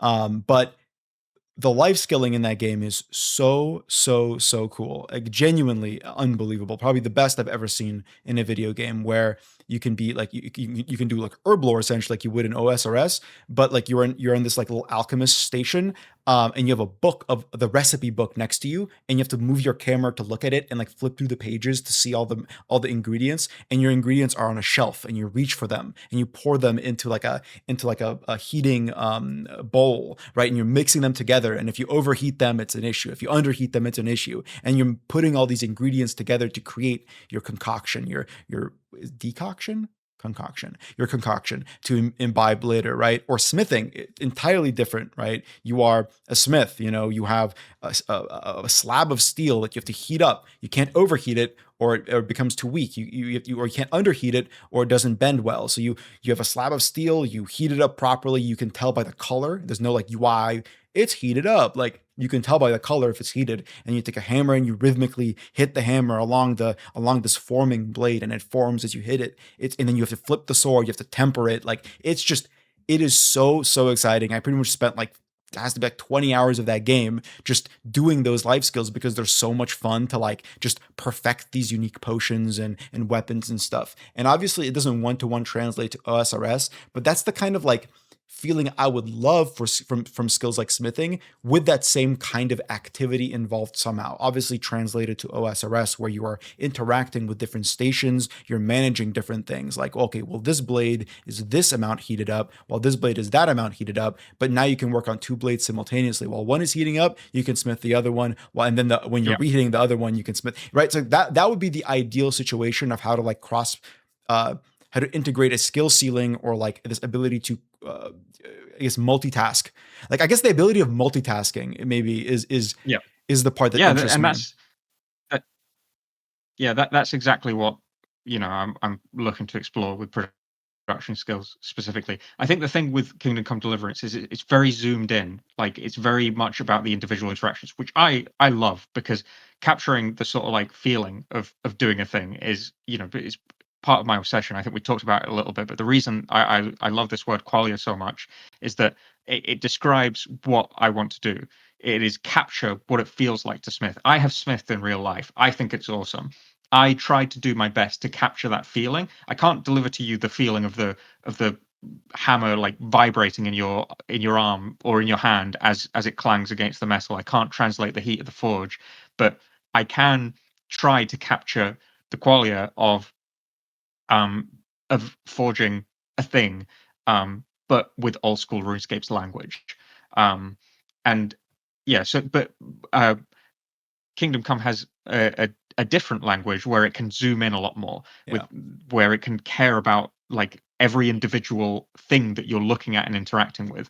With old school RuneScape, the great tragedy is that like, well, great tragedy or perhaps opportunity, because it's possible that simply it will prompt interesting things, is that we have to be more zoomed out. You have to interact with a whole table. You can't interact with the individual tools on the table. At least not in a way. Even if we had the technology to do it, I don't think it would be particularly fun to try and like click on a small knife and Yeah. do so on. We'd probably end up opening up an interface, and you know how I feel about interfaces in general. Yeah. But yeah, I'm not saying I'm basically saying I totally agree with you. Like the things that are compelling about like simulating skills, we just have to find out like how do we do that in old school RuneScape. And I think part of that is we can really tap into the rhythm, because Kingdom Come Deliverance, for example, is a continuous game. It's not discrete. It doesn't happen in 0.6 second intervals. So it's sort of loosey goosey. Whereas actually real life is like a lot more, we as humans are like a lot more rhythmic than maybe we give ourselves credit. And old school RuneScape can make us feel like a better blacksmith than we are, which is also what Kingdom Come Deliverance is doing, right? Like none of us are actual blacksmiths. The goal of the game is to make you work for it, but also once you've worked for it, make you feel like you actually did smith something. One thing that old school RuneScape can help us do is help us feel supernaturally talented at rhythmic things, so long as we put the work in to interact with the 0.6 second tick system. It's funny because in Kingdom Come, when you're blacksmithing, you're doing it to a rhythm. Your character's humming, and you know you're in rhythm when he continues humming, and Mm, you have to hit the hammer on the blade in the rhythm of his hums of the song he's humming, to create the best sword possible. So it's funny that you bring that up because yeah, I completely agree with you. I think like the rhythm of doing something, that like flow state that develops from hitting that, even in a game that's not governed by 600 millisecond tick system. Um, there's still a satisfaction that you can develop from that. It's just in that case, it's diegetically driven by the character's hum, while in the OSRS case, is driven by the engine itself, or like the way the engine works with the game. And when it comes to the satisfaction of smithing in OSRS, to me, the satisfaction of skilling in OSRS is always managerial, right? Like I like tick manipulation. I do. And I do it sometimes and it's cool and I enjoy that. But I think the coolest part about skilling that is not done enough is the management side. As you pointed out, it can be done through multitasking is really cool, right? Like I pointed out Veil Totems and I said the interaction with the inventory, but what are you doing in the inventory? You're not just like, organizing your logs. You are literally multi-skilling, even though it's the same skill, right? You're fletching them and you're stringing them in the inventory before you're using them on the totem itself, right? Like, and that's really cool. Like and that level of management and multitasking that occurs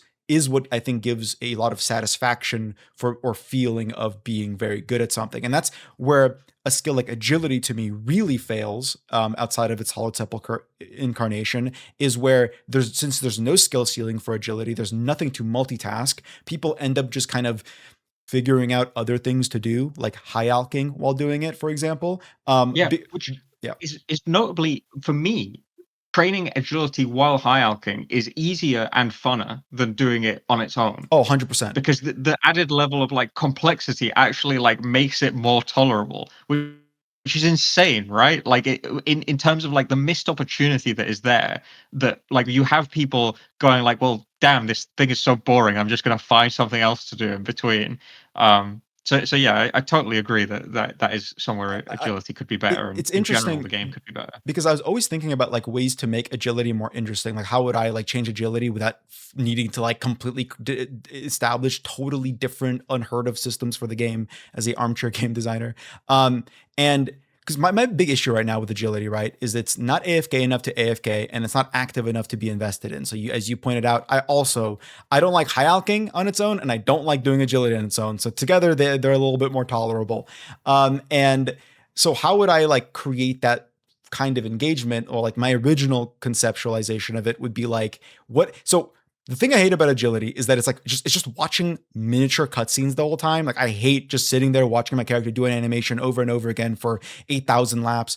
And so like what if the whole process was an animation that's governed by your ability to click certain like hotspots at the correct time, or certain like, tiles at the correct time? Like would that somehow change the idea of agility? Would players feel less like they're doing agility if the process of you doing the rooftop course remains the same, but instead of like your character doing the animation, then like the screen like clicks back to the normal perspective, and then you click the next node or the next hotspot, the next rune light highlight, and then you do another animation. The screen clicks back into frame. What if the entire thing was an animation, but it's governed by your ability to time your clicks properly, and that way instead of like, and if you fail, you maybe fall off the roof, right? And that way, instead of like, Yeah. yeah, I don't know. No, go ahead and finish the thought. All, Sorry, I all I was thought. gonna say is like, I don't know if that would like destroy the feeling of agility. Maybe would it feel too much like a cutscene, because it would end up feeling like you're playing, I don't know, like Tetris or something, where like you're not actually controlling the movement, you're just controlling the click. But like simultaneously, like would I rather watch something that I have more active participation in through clicks versus watch something where I'm just clicking between a lack of participation. Like there's some level of disconnect there, right? Of like your character doing Yeah, yeah, a movement versus you doing that movement. You're not doing that movement. You're just clicking between the movement, and that's the big issue of agility. It's like how do you make yeah, the agile element of it actually feel like you're doing it? While for sailing, you are luffing the sails. You are salvaging the thing. You are sorting it. You're not just watching an animation yeah. of it being sorted. Yeah. So It also like it reflects sort of old versus new design, right? Combat was the same at one point. You clicked and then your character fought. You weren't doing the fighting, whereas nowadays you're doing the fighting and your character is just providing the stats. Um, and yeah, it's the same for the dichotomy you described between agility and sailing, where in sailing you're doing the interactions and your character is just enabling them by via occupying the physical space. Whereas with agility, you're watching someone else do it.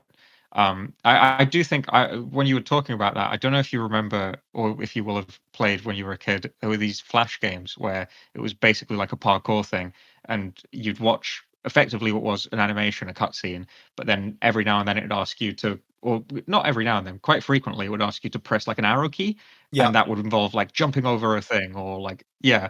And I was reminded of that, and I thought, it's a those were QTE. pretty fun when I was a kid. So maybe Yeah. there's something there. Well, I think Yeah. like yeah, Um. make agility into a QTE. That's such a funny idea because I feel like QTEs get such a bad rap, but they can be used well. I mean, most recently, Expedition 33, which is the best game of the year in my opinion. Mhm, It's incredible. mhm, Utilize QTEs in a very unique way, right? Like every ability that you cast has a QTE associated with it, and the correct input yeah. enhances that ability's output. We're really cool.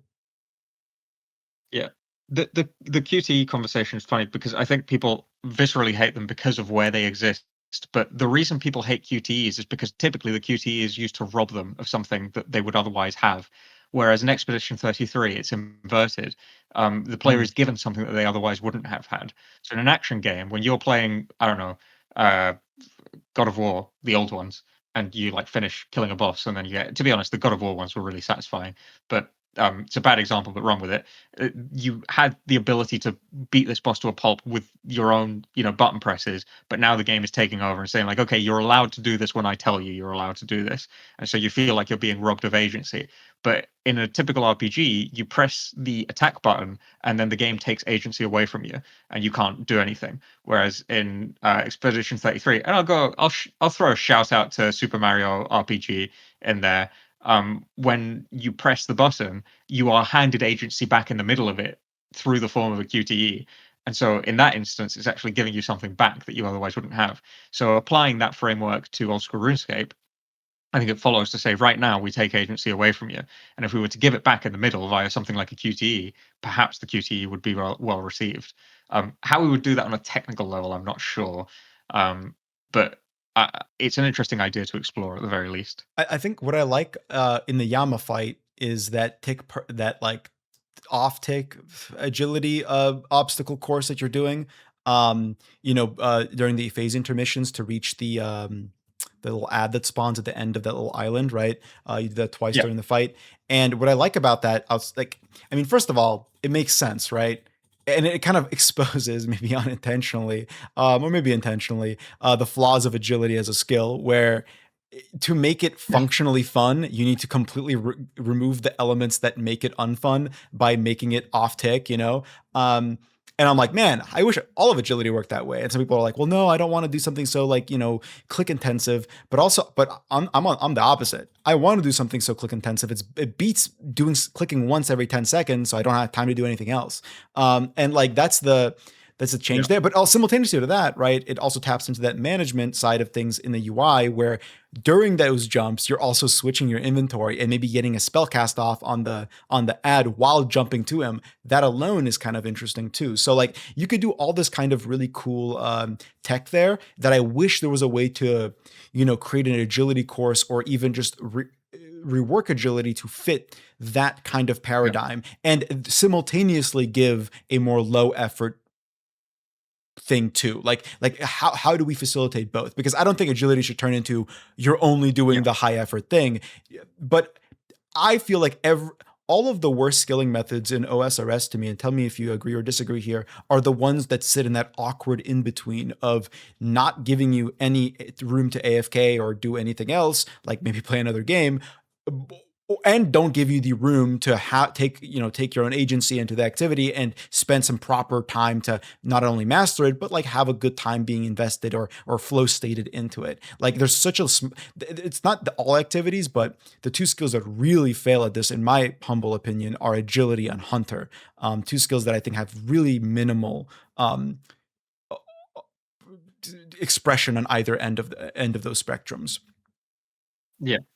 I so I do agree with you on a sort of design level. I will say I'm in a quite interesting situation where agility is actually the perfect level of engagement to play like an online game of D&D with, and so Oh, I'm true. actually agility is one of my highest level skills because I it's the perfect level of like I don't end up getting distracted by some other thing. I don't know if I have ADHD, but I'm definitely an easily distracted person. And when I'm on like 15 minutes of somebody else's turn during a combat, I get distracted. But agility is the perfect level where I won't get distracted enough to completely lose track.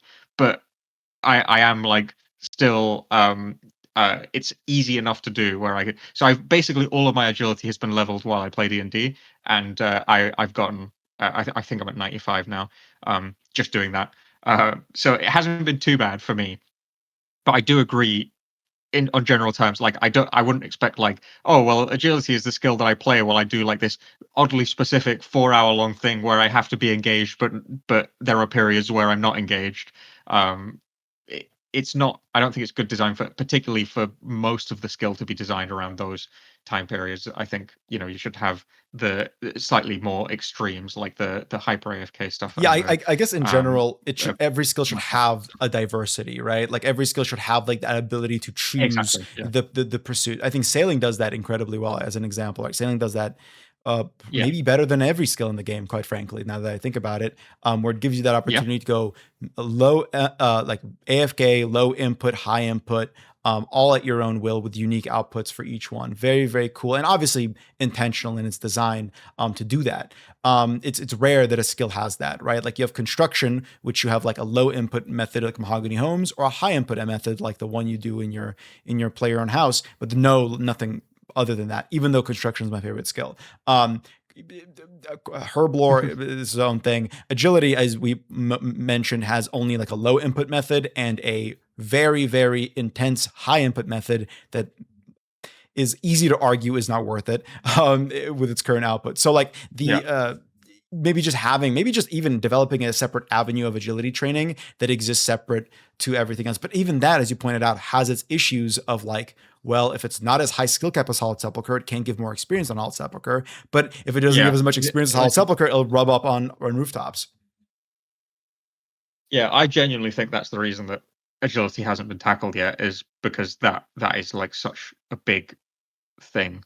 And I think to be honest with you, here's my prediction, and my prediction means fuck all because I'm not, I don't have prophetic abilities, but my prediction is that eventually it will get to the point where we have to have a tough conversation about we want to make new agility methods because people are asking for new agility methods, but also we don't have the space to do it reasonably. Like the backlash we will get if we release an agility method that is like almost to the like intense but not as intense as Howard Sepulchre and gives like 70k XP per hour, the backlash we will receive is so great that we might as well take the bull by the horns and just have the conversation around balancing XP. When we do that, we will piss off a bunch of people. There will be a bunch of people who will go like, "Why do you keep making the game quicker to complete, easier to complete, etc., etc.?"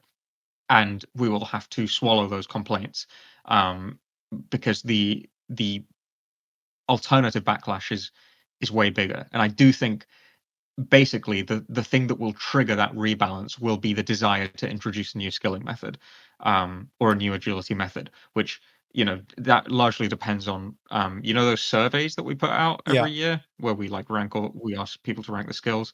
That depends a lot on that sort of stuff. So I believe we will see it happen soon. We'll see that conversation happen soon. I'm happy to be wrong on this one, but I do think it will happen.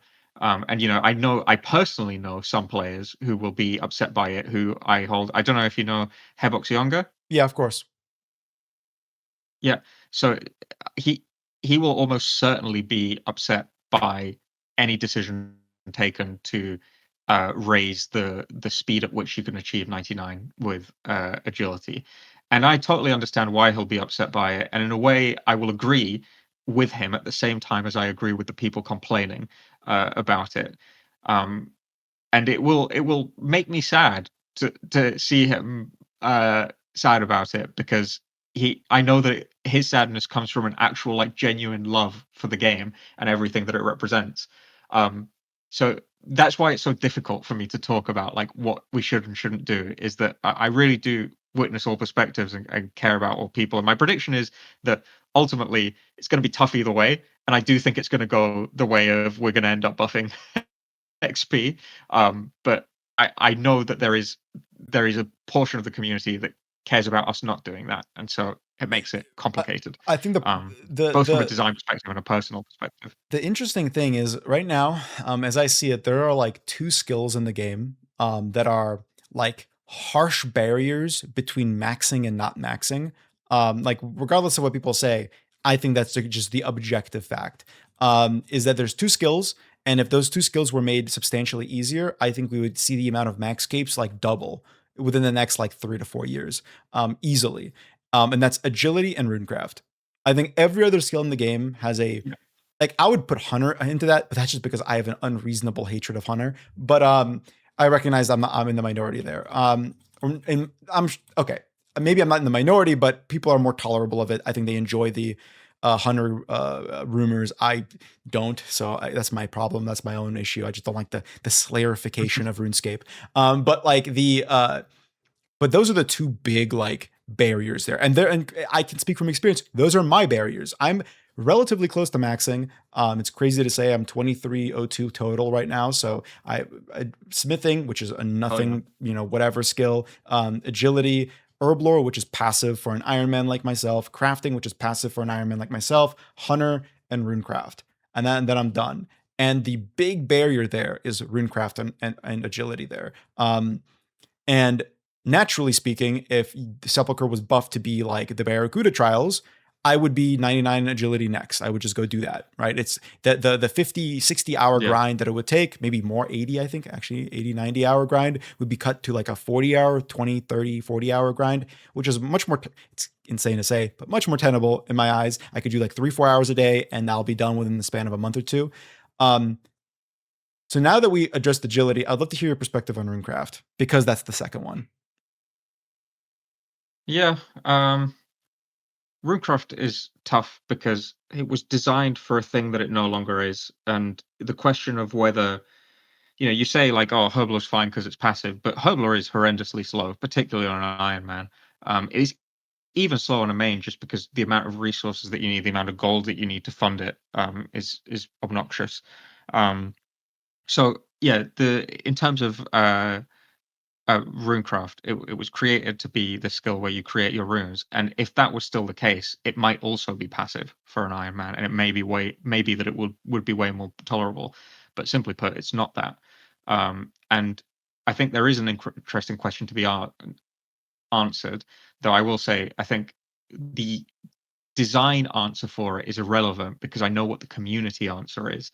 The community answer is that it shouldn't be the way that you make runes. You should get runes from combat. Um, but there is an interesting design question to be answered about, like, whether the problem is that the XP rates are low, or that the motivation to do it is low. Whether, if there were runes being offered from it that came from fun methods or AFK methods like salvaging, um, that really made it worth your time, uh, then maybe that would fix it in of itself, rather than buffing the XP rates.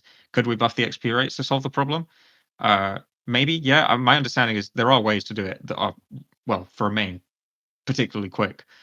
Could we make methods that were more intense? I think it'd be challenging because Runecraft is a bit of a weird skill.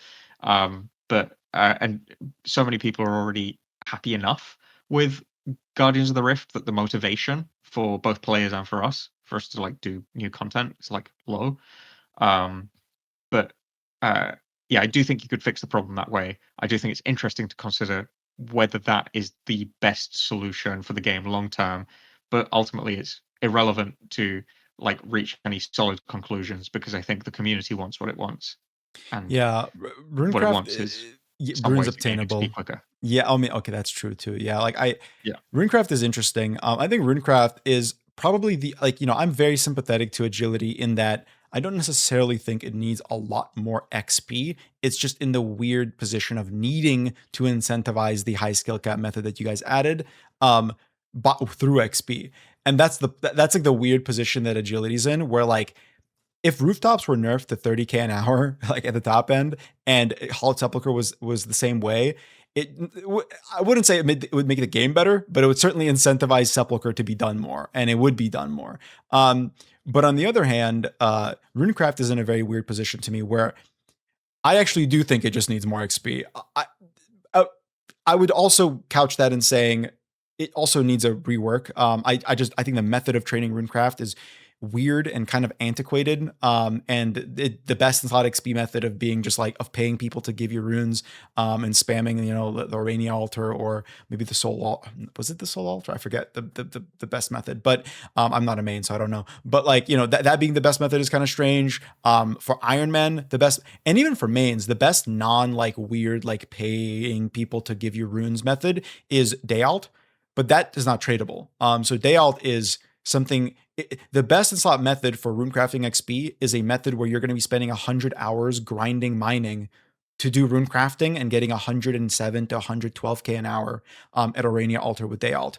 That's really weird too, because if you process both of those training methods, it actually tends to be like 20k an hour, if you factor in the mining input necessary, or the mining resources necessary with Day Alt Essence.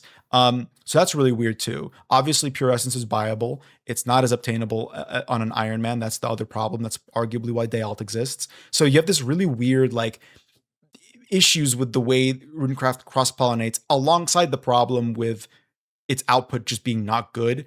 In fact, the only rune that you can't just easily obtain is Wrath runes, and that's a problem too. Like that's a really weird issue because it locks irons from using the mediocre spells that are surge spells. Like that's a really weird position to put it in. So it's like there's a lot of issues with Runecraft to me. I would love to see a full rework of the skill, just a top down new training method or just top down reworking the existing intended training method of runecrafting, of running to the altar and crafting an inventory of essence, to me can be made more interesting, more just I wonder if it's I don't know. It's a whole No, different I think you make conversation. a really interesting point because you know what we were talking earlier about, like how the value proposition of reworking something like woodcutting is a tough sell because it's like, okay, how many people are actually going to see what we do to levels 1 through 70? Yeah. Um, but with runecraft, actually, there's some chance that people would be meaningfully impacted because if crafting runes became like an actual effective way of gaining runes, then I've run out of fire runes on an Iron Man before, so why the hell wouldn't if making fire runes were actually interesting, maybe I would do it. Um, Particularly if I had some way to modulate. I think the shop thing where you can buy runes makes it really interesting. I do actually think that the scarred extract stuff is really cool. It was a good way to solve the problem and make it like a slightly more diegetic solution, even if feeding gold into a hole feels a bit weird. It Yeah. was like trying to do something. It was a difficult problem to unpack. Uh, but yeah, I think that there's some universe where if we made rune crafting more fun, people would engage with all of it. And I do think that it's a good candidate basically for a rework I in my terms of its impact. I always talk to my friend about this because like we were very interested in like the skills I'm most interested in like changing are agility, runecraft, and smithing. For as much as I don't like hunter as a skill, just the main reason I don't like hunter is just because it lacks interesting outputs. It's just a really weird skill that you just drop most of the stuff you collect. It's just really that's a really weird place for a skill to be in. But hunter can genuinely just be solved with a skilling boss or something like Temporos. And I think if I remember like a year ago, the what's it called when there's like a week or two of In uh, Kiat, what's it called? oh, Game Jam, Game Jam. Yeah, yeah, there Game was Jam, a the King Kiat, yeah, yeah. yeah. I saw that. I'm like, okay, please come out next year so I can max hunter. Like, yes, that's exactly what I would like. But But when it comes to the skills that have more fundamental problems like smithing, agility, and runecraft, I always think about how would I what would I do if I was God and I could snap my fingers and implement my lack of coding into coding, or into programming and design and all that kind of stuff. What would I do? And like I think there's interesting ways to still have runes be drops from enemies, right? There's still interesting ways to do that kind of stuff, and but connecting it more so with the skill is cooler, right? Like imagine Yeah. if you I actually mean, mined at an essence for once, and actually got something of value from that. If you chip off like a big I chunk of the actually, essence, yeah. yeah, I would argue that that would be one of the first things that I scrapped.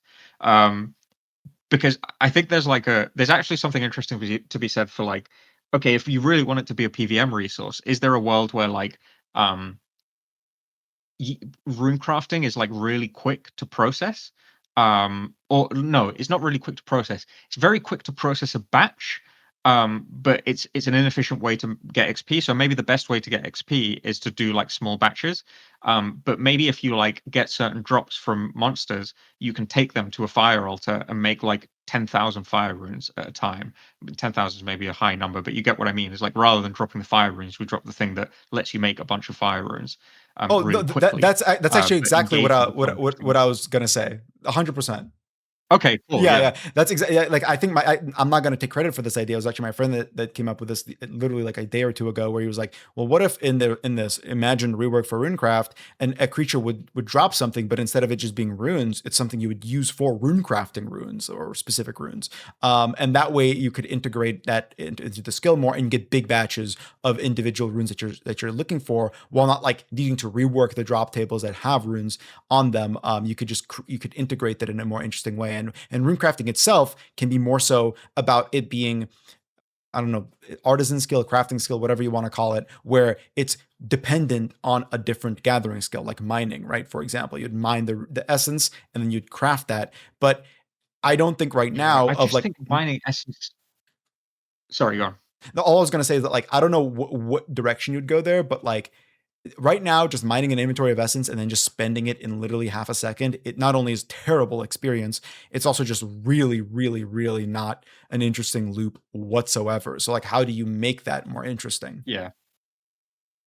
I think the mining essence thing is rubbish. I think you honestly just scrap it, because I can't see anyone in their right mind ever going like, "No, actually, this is a really integral part of, like, the the experience of rune crafting for me." I will say in Runecraft's defense,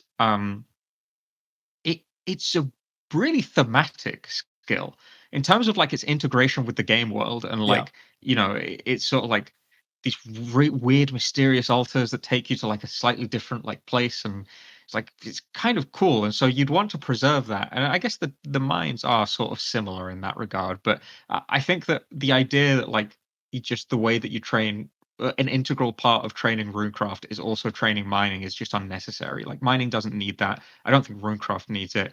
I think you could probably skip the middleman. Now, I'm also not going to try and take credit for your friend's idea, but I will say I slightly pushed this direction with the creation of the ether rune catalysts, Hmm. where I was like, okay, rather than have Yama drop this cool rune, could we have him drop like the thing that you need to create the rune? And it has gone down pretty well. Would it go down as well if we did it for every rune in the game? I think that is a tougher question. I think maybe if we like said like, for example, these are you can get these like special, fire rune things, and I quite like the idea that, because part of what makes rune crafting so horrendously slow right now is that you can only do one inventory at a time, um, and you've got the sacks or whatever, but it barely makes things better, because double of 0.1 runes crafted per second is 0.2 runes crafted per second, which is still horrendous. Um, but if you had like this stackable resource that was like, fire essence or whatever, and you took it to the fire altar, and it's like, okay, you can craft these like 10 at a time, and you'll be getting like a 1-to-1 bang for your buck. And maybe there's like a little skilling thing loop where you have to like, do something. Maybe it has an HP bar, who knows?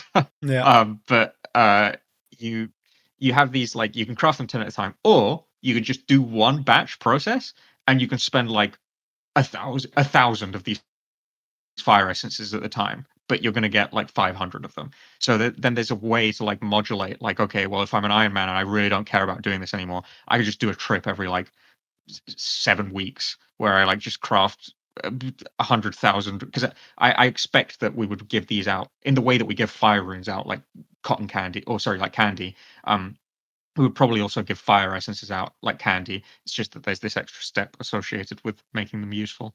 Yeah, I see where you're coming from. Like to me, like I don't think right now in its current incarnation, mining at an essence is worth keeping. 100% no, because no one does that. It's completely useless unless you're like a snowflake one chug free to play account or something like, right.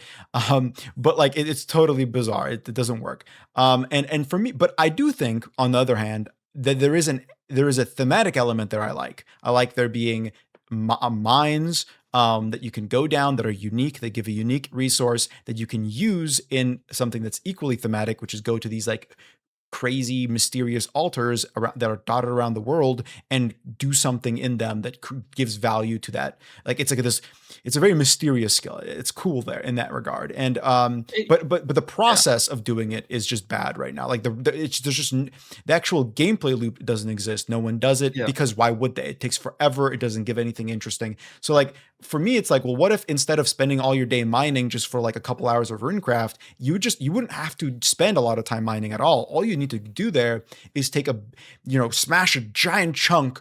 Maybe that scales with your level of mining or scales with your level of yeah. runecrafting, maybe both, of that essence out, like this big, just unchiseled chunk of essence in your inventory. Maybe it's like 100 kilograms. I don't know. Make that run energy come into play, and then all you need to do is go to a associated altar and then spend like a small little like skilling activity imbuing that essence with your the rune that you want, and then you have a choice. Like you pointed out, you can either immediately process it by taking it to some kind of utility, maybe in the wizard's tower, smash it all, don't get a lot of rune crafting, if any experience, from doing that, and then just get a huge chunk of essence immediately, kind of like you would get from the extractor, or what was it called, the from the desert treasure 2 method that you Scar mentioned, essence mine. scar essence mine, right? Or you can do it yourself. You can take a chisel, use it on a thing, and then you have a tiny little bit of an AFK activity if you'd like, where you could chisel out those runes slowly, but in doing so, you get more rune crafting experience out of doing that. And that way, like you can hyper process if you're going for something major, or you can train rune crafting in a more like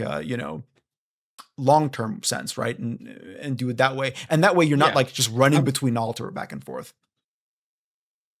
Yeah, I see. You know what? I quite like your proposal, but my main like thing that makes me remain skeptical is just that I actually think that if you tie it into PVM and you say you get these PVM drops and then you take them to the essence mine, adding a singular extra step adds like this level of friction that I think many players will find untenable.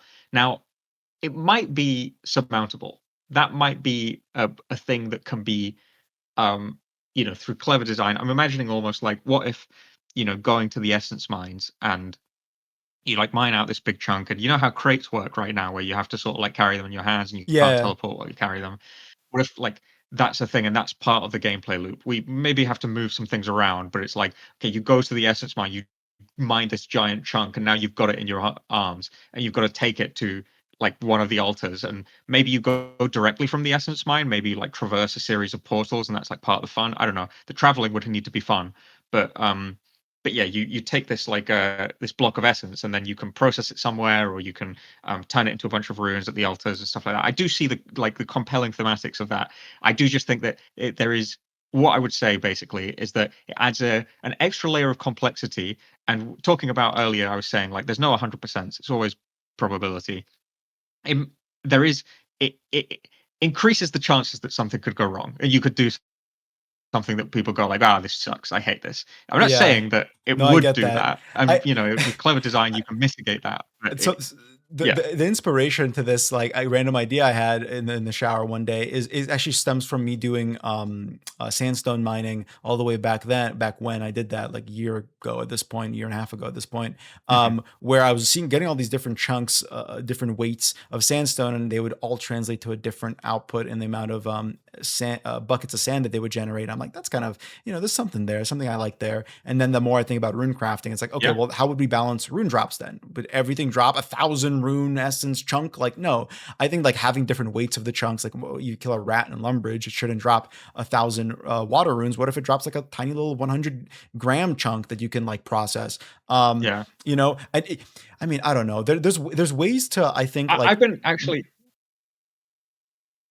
Sorry, all, go on, go on. all I was gonna say is that like the way I would really focus on mitigating friction in that way is while still like having a level of it there is if the chunk were to drop from a creature, it would already be imbued all pre-existing. So you could just take a bunch of these chunks Yeah. if you need them and then just smash them all together in whatever that Wizard's Tower process I came up with, and just get a bunch of those runes immediately. Of course, that's the extra step that maybe a main wouldn't like or an iron would find tedious. But I think like that's an extra step that might be worth shouldering fixing an entire skill or hopefully fixing an entire skill in response to, because Yeah, maybe yeah. by making that more exciting, Th that'd be fun. there's definitely ways to do it. And yeah, I think with careful balance, for what it's worth, the Scar Essence mine, when I talked to um, uh, mods Elena and Husky about it, because I remember they were like, I think it came about as like a break from sailing. They were like, okay, we've been working on this skill for ages. We really want to break before we go to the next phase. And they took on this project. A lot of the conversation about it was about like mirroring the behavior of the sandstone mine. Basically saying like the sandstone mine is effectively just like a tool for Iron Man to get large amounts of sand. Um, but it's like well done. It integrates with mining. It makes it so that you're like working for it, but it gives you like a thematic way to do that. And so the Scar Essence mine was basically saying the same thing. It's like, okay, currently people go to a shop and they buy fuck tons of runes and it's really boring and you have to world hop, and world hopping is like one of the worst gameplay loops in existence. I'm not making a moral assessment of it there. I'm just saying that it is like actually unfun to click on an interface, watch a loading screen, then click on a guy that opens a shop that is another interface that you interact with, and you're just interfaces all the way down. I just hate it. Um, and uh and so yeah, having it like, okay, well, you go to this place and you mine to get these like chunks, and then you put them in this thing and you provide some gold to like for the balancing or for the sake of balancing. It's like, yeah, all done. It was very much inspired by the sandstone mine. So I think to look at the sandstone mine as a positive pattern and go, more things in the game should try to, or more skills in the game should try to provide something like what the sandstone mine provides for crafting, is like a, a yeah, a really good angle to progress down. I think the scariest side of things to me personally, just thinking long term, is offsetting too many skilling related things into PVM. That's like the scariest place to be, right? Like, Yeah, like if the best in slot method of getting buckets of sand becomes crabs or some other PVM mob, that would be a dramatic failure of game design, right? Like that would be something that we want to avoid. I think realistically, it should never be the case that PVM is the best way to obtain any skilling resource ever. And if players want that to be the case for X, Y, and Z skill, then we should look at that skill. I say we as an armchair game designer. That skill should be yeah, looked yeah. into. Well, no, but as a member of the Yeah, community true, as true. well. Um, that skill should be the thing that is address then, and rather than just okay, well maybe then we should make more PVM monsters with that. I think PVM is already like the best Yeah, output for so many different things. And while for example, the Chambers of Zarek herblore output changes, like the herb changes, were frustrating, and yes, the drops have demonstrably gotten worse. That's an issue of balancing seeds more so than an issue of balancing or an oversight of GP per hour methods or something, yeah. right? The solution. Yeah, the solution there would be to look at like, okay, well, if there really is an oversupply of seeds, should we have more patches? Um, Yes, which The answer should be or yes like to that. better patches or something like that. Yeah. Yeah. I actually love I like the idea of patches. I'm Go sorry, I'm on, go sorry. on. All I was going to say is I love something I found in RS3 that I really liked from playing leagues that I actually really liked is the ability to plant more than one herb seed in a patch and get more output from that.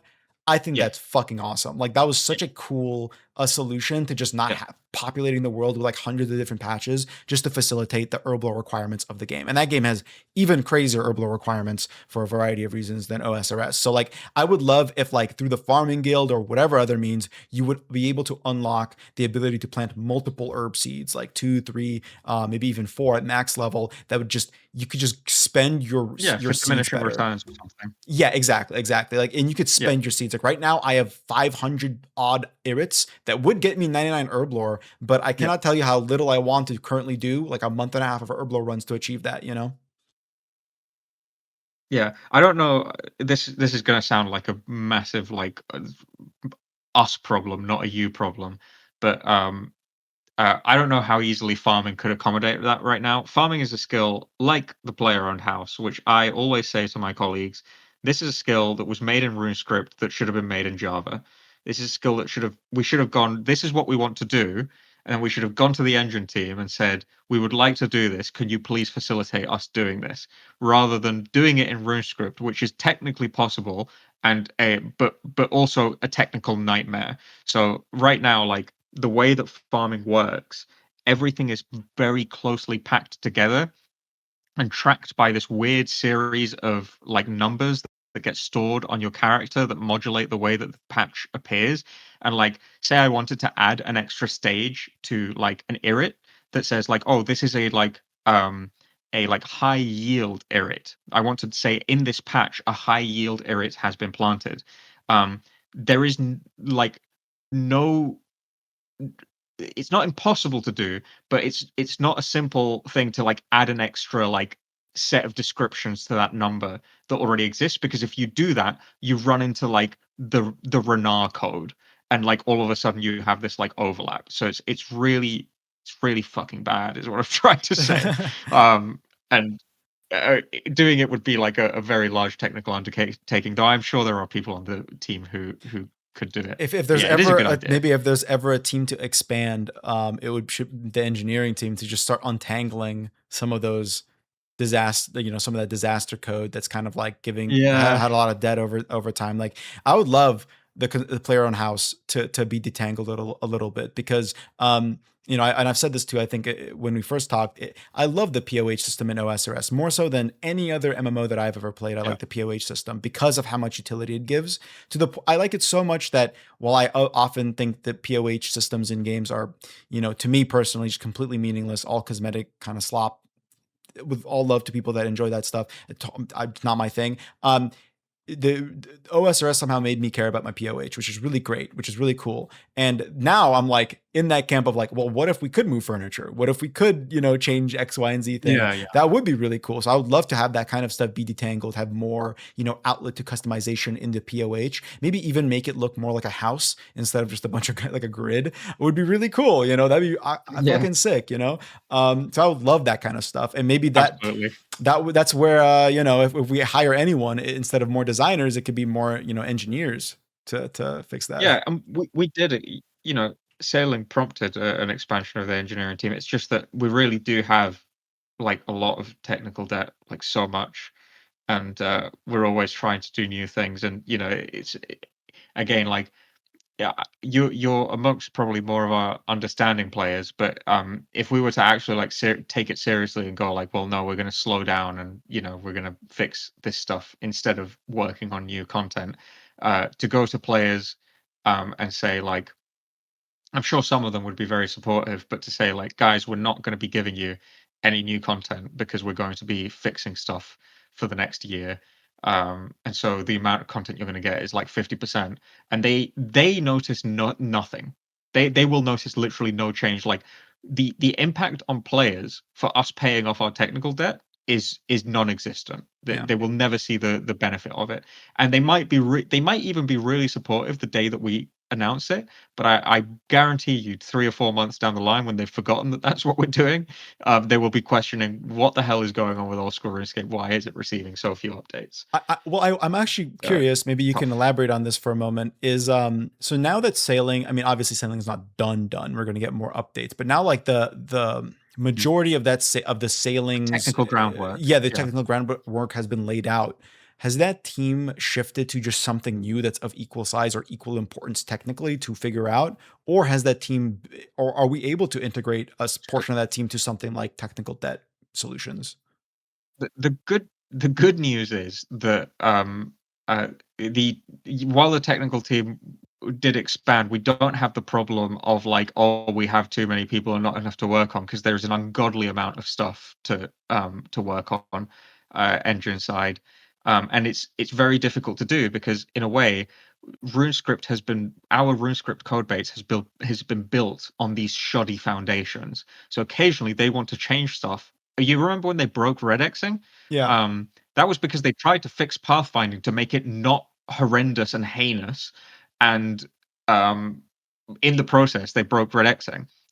So a lot of what exists in the game is built upon some of the shittiness, and I'm untangling that in a way that makes it less shitty, but doesn't break the shitty parts that the game now assumes are correct, both from RuneScript's perspective and the player's perspective, is really, really challenging.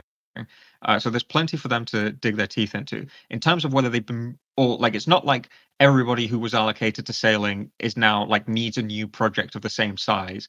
They've been like, there's plenty to work on, so they've been like split up and they work on different things And it's not like now, and some of that is. oh, I'm sorry. Continue. I'm sorry. Yeah, I was just that some of that is technical debt, and some of it is features for, like, say something like Blood Moon Rises, where maybe we want some new way to control the camera or something like that. Sure. I think like so essentially the technical debt especially is so interconnected to all these like random systems in the game that it's hard to kind of piecemeal it out. Like this is obviously Yeah, a I different can give kind. you a really good example, Yeah, yeah, please, actually. please do, please do. So you have, you know how a lot of things in our game seem to, like, care about the southwest tile of the NPC, right? Yeah, yeah. So we have a command that says, "Find me all the NPCs in this radius." It's not really a radius, within this range, because it's a square. So I say, like, "Get me every NPC within 5 tiles." And what that does is it gives me every NPC whose southwest tile is within 5 tiles. Mm, Um, and that is obviously unideal, particularly when you want to make something like, say, the Venerable, where you want it to just find an NPC that is within a certain amount of tiles. Now, um, we we asked basically to have, like, well, we are motivated to have a more flexible command to find all of these NPCs. But if you think about the amount of places in the game where we do that, where we try to find an NPC that is within 5 tiles, that is assuming that it's going to find only the NPCs whose southwest tile falls within that range, we can't even conceive of the scale of change that it would be to um, like ask to change the behavior of that command. Does that make sense? It's like there's so much content in the game that we're not even sure what impact it would have, what things it would break, what things it wouldn't break. Um, so what we tend to get instead is we have like an extension to the command that says, give me the new version of the command, right. and that one we use for all new content. But yeah, like this is the sort of like scale of, because there is so much content in the game that all of us are like vaguely aware of. But if I asked you right now, think of every time in the game that the game has a need to find NPCs within a certain distance of itself. If I asked you to do that, you might be able to list a few, but there are thousands, and none of us are. It is a waste of our time to try and find and fix all of them. So we have to have these like weird workarounds. Yeah, Yeah, that's the summary. I totally get that. I feel like the best excuse to adjust to do these take on these large projects like what we saw with sailing being an excuse to create new ways of rendering characters, right? Or like items on a moving surface, right? Correct me if I'm wrong. I'm not Yeah. like with the Z buffering integration and all that. Like it's like an excuse through content.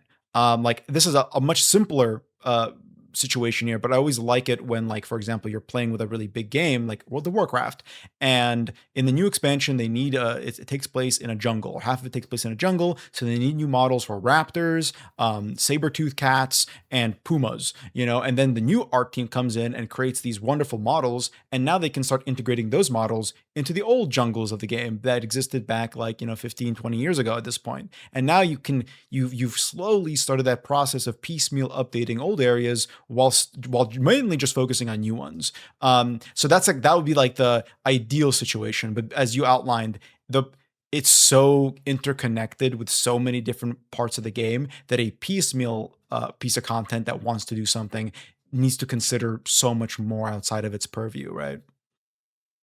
Yeah, yeah.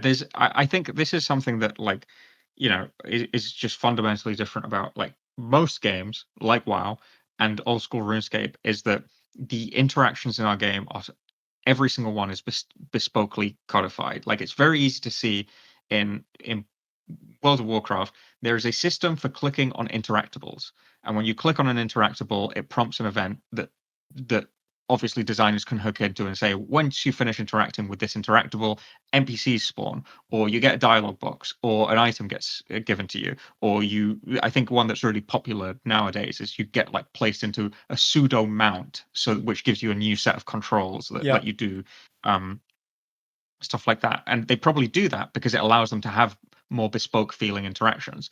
In old school RuneScape, every single interaction between anything, a player and a piece of scenery, a player and an object and an object, a scenery and an object, an NPC and an object, an NPC and a player, every single one is bespokely coded. It says, when this NPC uses its second operation on this player, the following thing happens.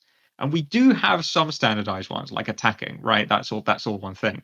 But even those, we sometimes override them to do something different. Hmm. Um, and so it's when we, because everything is so bespokely crafted, it's very hard to apply sweeping solutions. Like, if you had like a bug with I don't know, the way that you interact with things in WoW, you'd be basically say like, okay, well, we have all of these interactables in the world, and they need to like follow these rules.